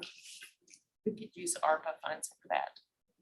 What about when they run out? I guess when they run out, we'd probably be done. That's right. Yeah, I should add that the rule's good right now, since it's temporary, it's good for 6 months, so 6 months started in November, it's good through May 20 something, I think. It's in May, and then in order for that to be extended, it would have to be, go from a temporary rule to a formal. So it'd take another process, not by us, but at the federal level. Seems like a sad way to use ARPA funds when we need broadband and water, but thank you for answering my questions. Supervisor King. Do employees have to tell you if they're vaccinated or not? I'm sorry, sir? Do the employees have to tell you? Or tell, Yeah, they will have to tell us. I mean, that's mandated, they have to tell? Under the rule, yes, sir. If they don't tell us, they have to get tested. And they have to get tested. If they don't tell us, Yeah, they would. in order not to come under the testing, they would have to show or prove that they're vaccinated. Okay, that's not our rules. Supervisor. Well, I know Blevins. it's not. Supervisor Blevins. And what are the possibilities of an employee suing us and saying it's unconstitutional? I think, if it gets upheld in the ongoing litigation, then I think they could try, but I think we'd be going under the federal mandate that would then survive court challenge. If it gets shot down in the challenge, then we wouldn't implement. Vice Chair Biggs. When you say weekly testing, does that mean once a week? Every 7 days. Every 7 days, okay. I will tell you, I won't mention names, but I have been informed by some of my friends that actually were vaccinated and they hadn't gotten the third vaccine, that they had picked up COVID. But of course, they didn't have to go to the hospital or anything like that. So I think we're in a situation where it is, contagious. On the testing and the masking. So let's say we go with option 2. And I'm an employee and I'm not vaccinated, but I'm gonna come in on site and get tested. I mean, other people are gonna know that I'm going to wherever this place is, because when I come out, I'm gonna be wearing a mask. Is there any kind of, there's nothing we can really do about protecting their privacy, correct? I mean, it's just the way it's set up. I mean, we wouldn't be releasing who. Right, but I mean, like, people can figure it out. Right. There'll be employees most likely wearing masks. Yeah, that are other employees that are vaccinated. vaccinated. Yeah, that choose to. That's all I want to know. Where is the 6th district located? 6th Circuit is not far from here. It's Tennessee, Ohio. It's pretty conservative. All right, well, I feel better. I'm definitely against any kind of mandated vaccination. I think that's outrageous. And the fact that OSHA is handling this is another outrage. I don't understand why they're doing, well, no, I do understand why they're doing it, because they're sneaking it in the back door, but the HIPAA laws that are gonna get violated, it seems like would just counter everything that the federal government is trying to do, but I guess they can step on their own rules just to find other ones. Okay, any follow-up? So the county would pay with the money for not only the testing for the testing material, but the people and the time that's taken away from them doing their duty and their job to come get the test. And are these rapid tests that we immediately have the results?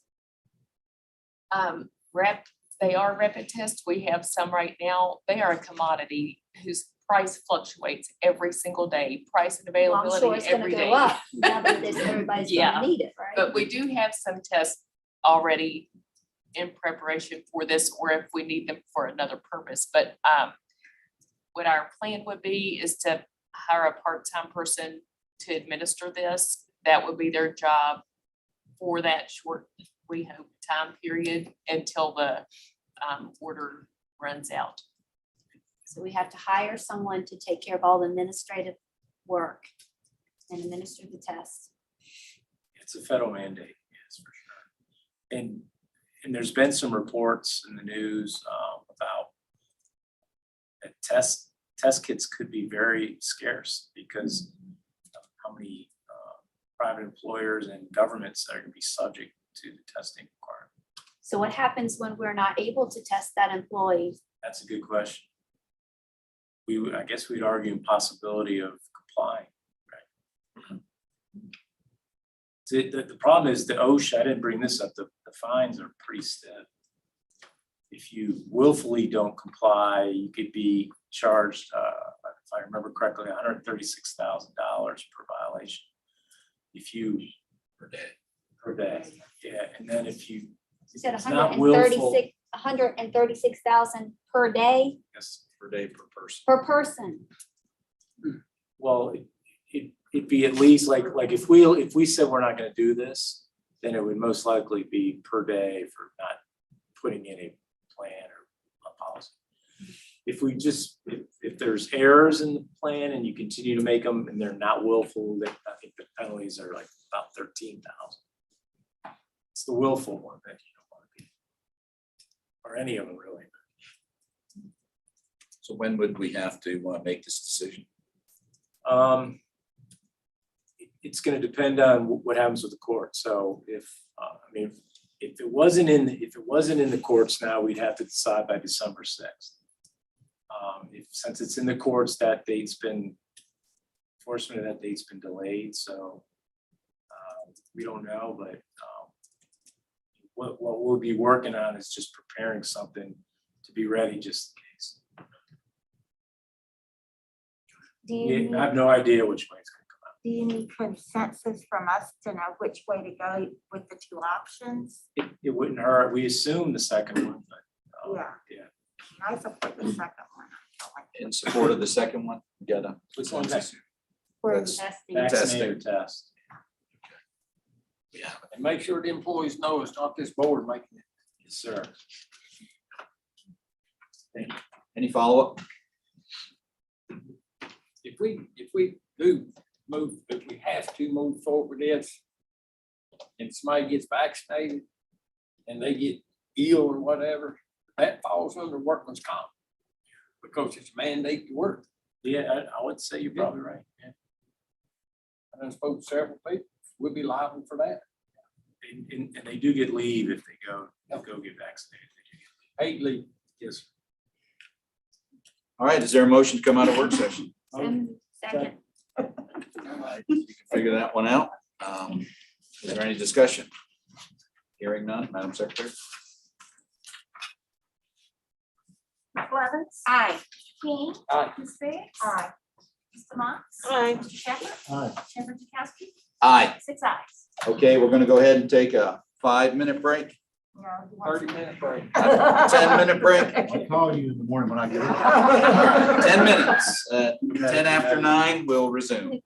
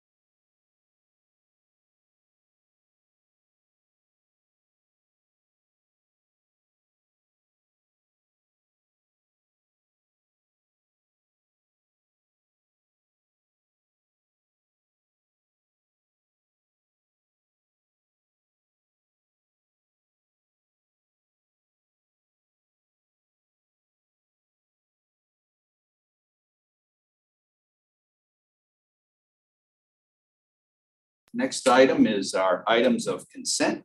Is there a motion? We have a motion and a second. Any discussion? Hearing none, Madam Secretary? Mr. Moss? Aye. Mr. Shepherd? Aye. Ms. Blevins? Aye. Mr. King? Aye. Ms. Biggs? Aye. Mr. Chakowski? Aye. 6 ayes. Next item up is our new business. First one up is the special use permit, WF Pack Third LLC, commercial kennel. Is there a motion? Motion. Second? We have a motion and a second. Any discussion? I think she'll do good out there. She does a lot with rescue animals, and I think somebody would really benefit from what she's trying to do. All right. Any more discussion? Hearing none, Madam Secretary? Mr. Shepherd? Aye. Ms. Blevins? Aye. Ms. Biggs? Aye. Mr. Moss? Aye. Mr. King? Aye. Chairman Chakowski? Aye. 6 ayes. Next up is the special use permit, Mr. Osborne, Bed and Breakfast Inn. Is there a motion? So moved. We have a motion and a second. Any discussion? Hearing none, Madam Secretary? Ms. Blevins? Aye. Mr. King? Aye. Ms. Biggs? Aye. Mr. Moss? Aye. Mr. Shepherd? Aye. Chairman Chakowski? Aye. 6 ayes. Next up, boundary adjustment agreement with the town of Blacksburg. Is there a motion? So moved. Second, We have a motion and a second. Any discussion? like to say something, just reflecting the importance of the project going into the town and advancing the goals of the housing study, advancing the goals of this board to look at avenues to provide more affordable housing opportunities. Community Housing Partners has always been a good partner in that. So I think it's a pleasure to be able to vote on this and to allow you to leverage more dollars so you can bring more affordable units to the market. Thank you. I would agree 100%. I think especially when you said that by agreeing to this follows our housing study that was done, and by following that, it benefits this board, and I agree 100%. Madam Secretary, if you call the roll. Mr. King? Aye. Ms. Biggs? Aye. Mr. Moss? Aye. Mr. Shepherd? Aye. Ms. Blevins? Aye. Chairman Chakowski? Aye. 6 ayes. Next item up is the boundary adjustment agreement with the town of Christiansburg. Motion. Second? We have a motion and a second. Any discussion? Hearing none, Madam Secretary? Ms. Biggs? Aye. Mr. Moss? Aye. Mr. Shepherd? Aye. Ms. Blevins? Aye. Mr. King? Aye. Chairman Chakowski? Aye. 6 ayes. All right. If he's not all talked out, it's time for our county attorney. Two things. One, Greg asked me to tell you that he's been watching or listening, I guess. He's enjoying the meeting from afar. And watching us. He says Angie's doing a great job. The other thing was, I think Mary wanted me to mention what's going on with redistricting, and the answer is not much. I think staff is in the mapping are accumulating all the information they can for the census. What we're really waiting on is the state to do their districts because of the law that says you can't have split precincts, which we have a number of them right now. And so it makes no sense for us to do ours and then the state come in and create split precincts. So we're waiting for them. Meanwhile, we're doing some other stuff, getting information together as for making sure our precincts aren't too crowded and administrative stuff like that. The registrar will be helping us with that. She was busy with the election. So a lot of the heavy work is going to be done really in January and February, I think, and then the board will be considering a new plan some point shortly after that.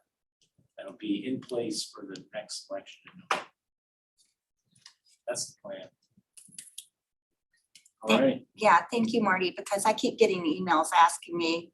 So I thought if maybe Marty said that, then people would know, Our hands are really tied at this point. Yeah. Yeah, if anybody needs Supervisor Biggs' email address, we can provide since our county administrator isn't here, our newest He is deputy, here, though. oh, he's watching. Deputy Wait. administrator will report. I do have a few things. Employees received their one-time pay supplements with their November 15th pay, and I know some of them have reached out to you to thank you for that, but I just wanted to let you know that everywhere Craig and I go, people say, please let the board know how much that means to us. They're very, very appreciative of that. They were surprised and very happy that we were able to do that, so thank you. During the break, I saw Tyler and Brandon, they've already worked out the schedule, and I do know the pay rates, if you'd like to know what the ranges are. For the part-time hourly rates for a basic EMT would be, the range starts at $16 an hour up to $22. For an advanced EMT, it would start at $17.50 to $24.15. For an EMT intermediate, it's $18.50 to $25.53. And for a paramedic, it's $21 to $28.98. Now, he got those numbers working with human resources. That correct? is correct, yes. So he didn't pull them out of the air. What was that, EMP? Oh, I is $18.50 up to $25.53. We can forward that to you. probably. Yeah, I think I'll it would send be it to you. better. I'll send it to you this evening too. I might put application in for that. We'll have to see some paperwork. Thank you. Craig asked, could I tell you guys that he's gonna send an email tomorrow to all the county staff, telling them about the COVID regulations and that if we have to do it, we would not do mandatory vaccinations. So that's already, I think, been drafted and ready to go out in the morning. And then one final thing I just wanted to update you guys on regarding the PSA. The PSA, as you know, is not required to appropriate funding because they're an enterprise fund instead of a general fund. You know, I like to talk about accounting. I'll just have that little tiny bit of accounting. But the PSA does need to begin acquiring some pipe and meters and other materials. And because of the supply chain issues right now, they need to go ahead and do that for some projects that are coming up. Some of them are for the existing system, some are for planned expansion, and some are for the other water systems that we will be dealing with. And they need to start procuring those right away. We have several sources of funds that will cover the cost of these, but the funds haven't been received yet. There's a loan that we're going to get, the PSA will get. There are some ARPA funds that the PSA will get as well. And so the exact amounts aren't, the PSA is compiling the estimates, but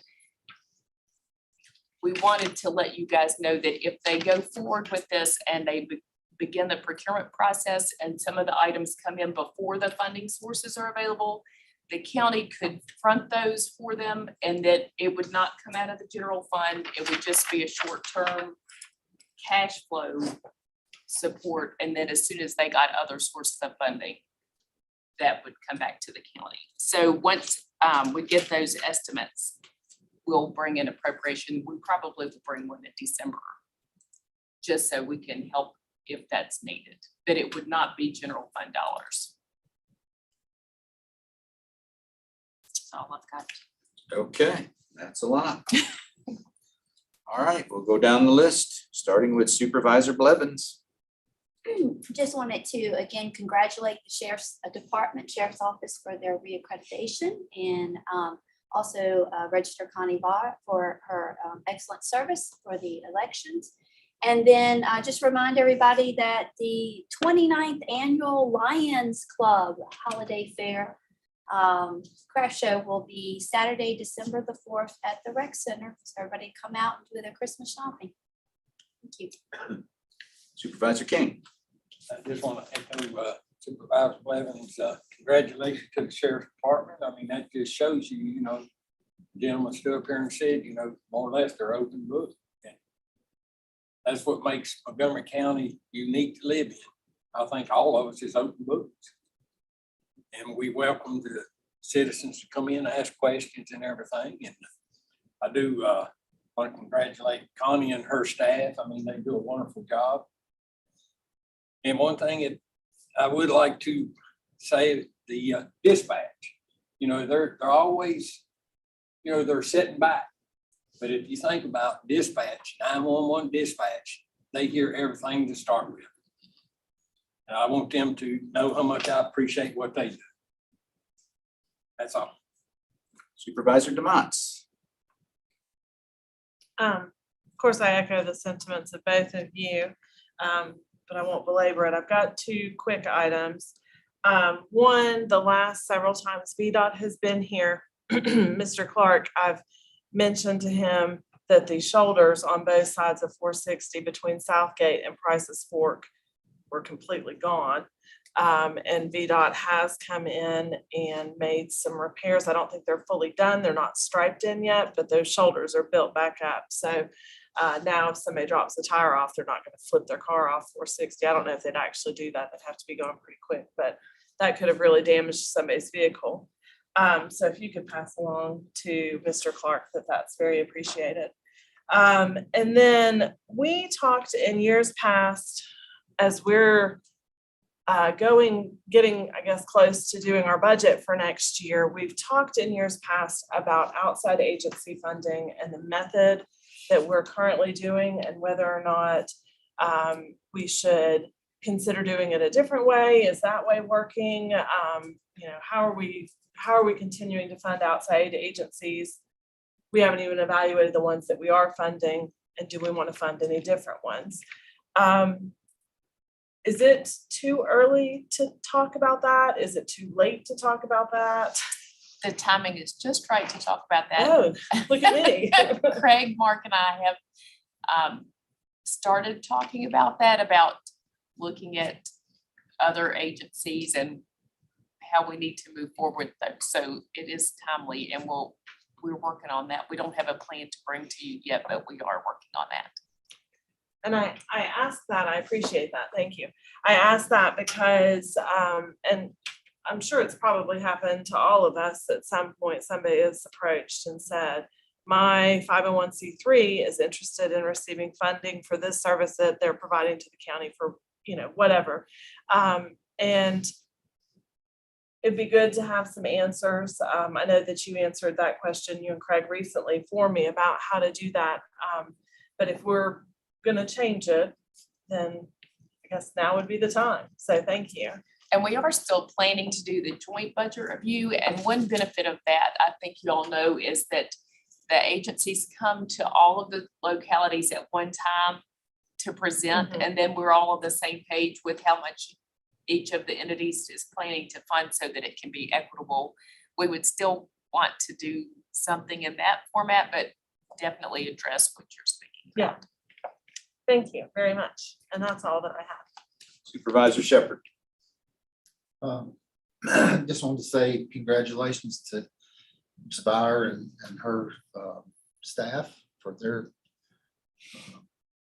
presentation was given to them, and also the Sheriff's Department for their accreditation or reaccreditation. I was working at a police department that went through that several times, and that is a very specific task that they do. They come in and look at just about everything that you do and procedures and everything from paperwork to actual hands-on in the field. So that's congratulations to them, and that's all I have. Thank you. Vice Chair Biggs. Well, I want to echo congratulations to Connie's office and the sheriff's office. And I just want to say, I serve on the Criminal Justice Service Board. So actually those certifications come to us for our final approval. And when I first got on there and saw what you're talking about, Daryl, I mean, we're talking about really a thick sheet of paper is just, everything that they had to do. The other thing, and I've talked to Steve a little bit about this, I serve on the committee on training. The two gentlemen that came actually are two of the people I work with. And after going over all of the different things a police officer, law enforcement officer is responsible for knowing, for doing, is just an incredible amount.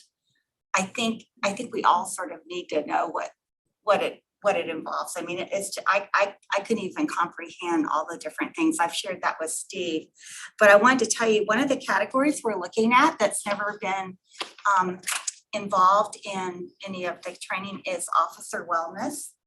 And I'm really thinking that's a really good thing. And I'm really glad to see that it's been brought through the system. And so that work continues. We have another meeting scheduled for November 30th, I believe.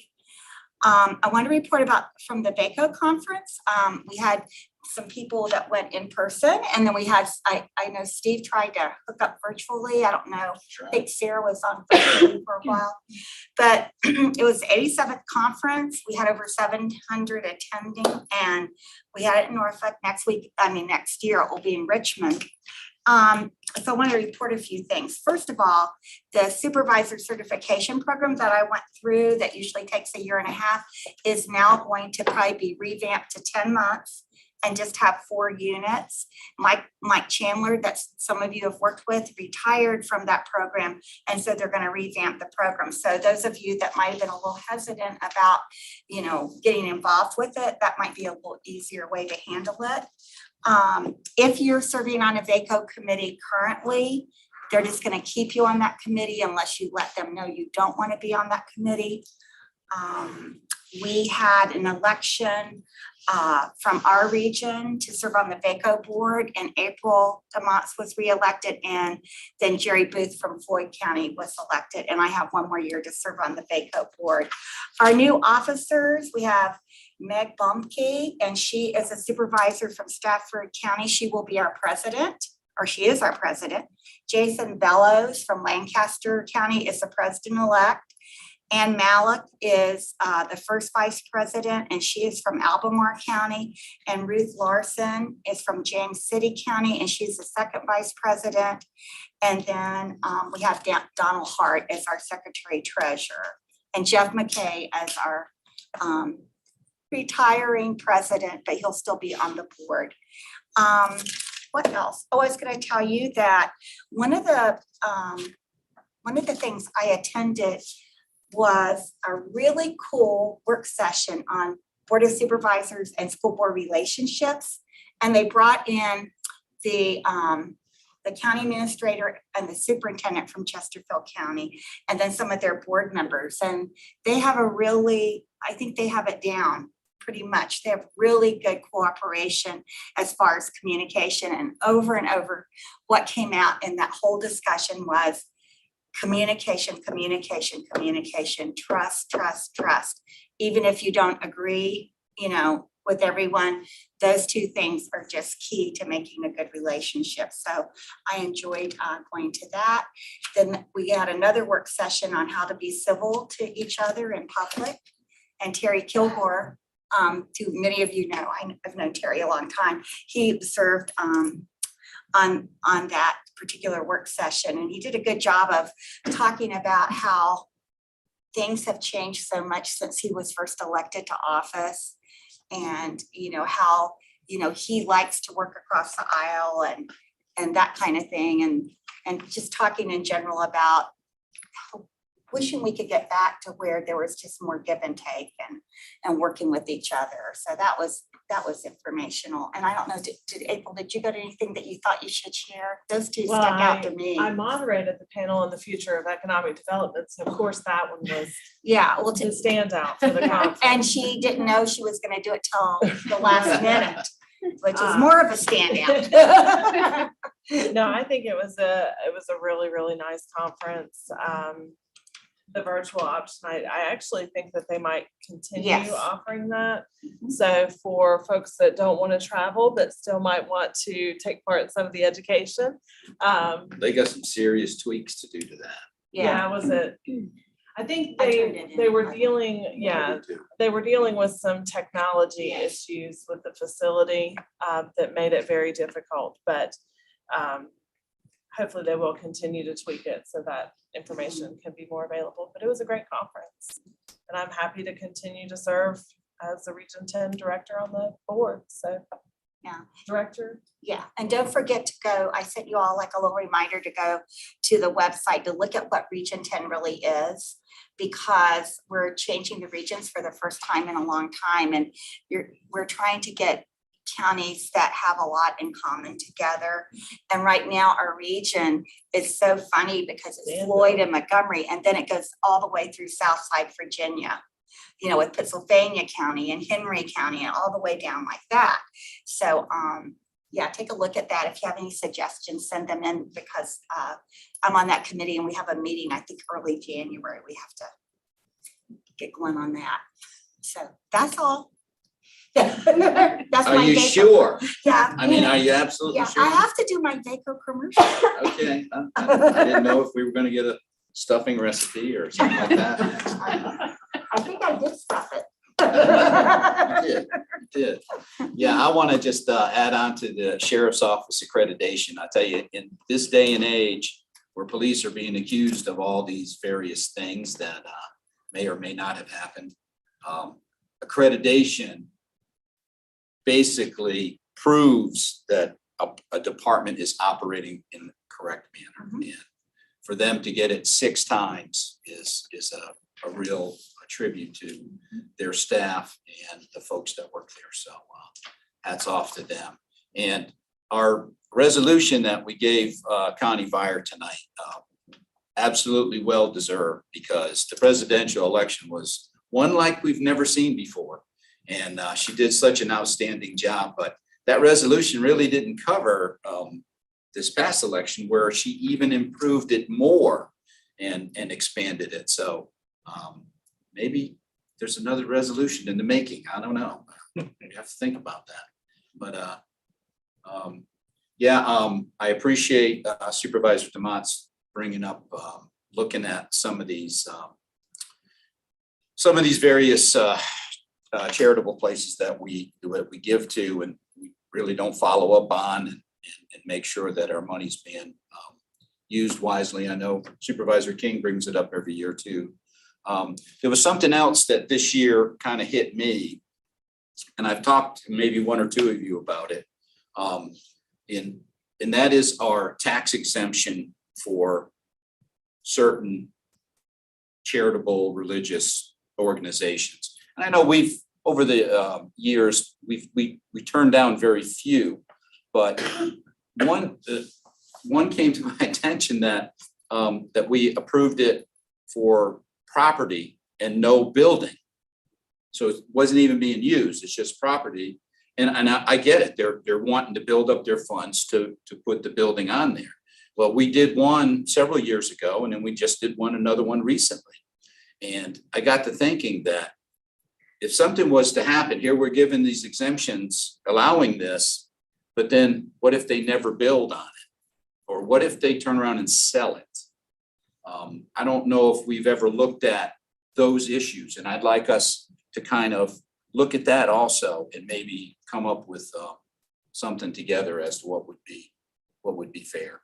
You know, they run like 3 years, so you know, even the ones that are currently going, if we change the rules a little bit, they would still be on it. We wouldn't be taking them off of it. So. Well, if they sell it, then the new owner has to pay tax. Right. Yep. But what I'm saying is, you gave them an exemption so that they could do their thing. Yes. And they can't do their thing if they don't have a building to do it in. So I don't know. It just seems to be a kind of a gray area, but I think it's worth talking about. So I don't know. I used to go to church in a tent. Tents are good. Tents are good. Yeah, revival. All right. Is that it? I'm going for the gavel. Yeah. All right. Well, one thing everybody forgot. What? Happy Thanksgiving. Oh, happy everybody. Thanksgiving to everybody. Happy Thanksgiving. Say it out loud so everybody hear you. Happy Thanksgiving. Thanksgiving. We're adjourned.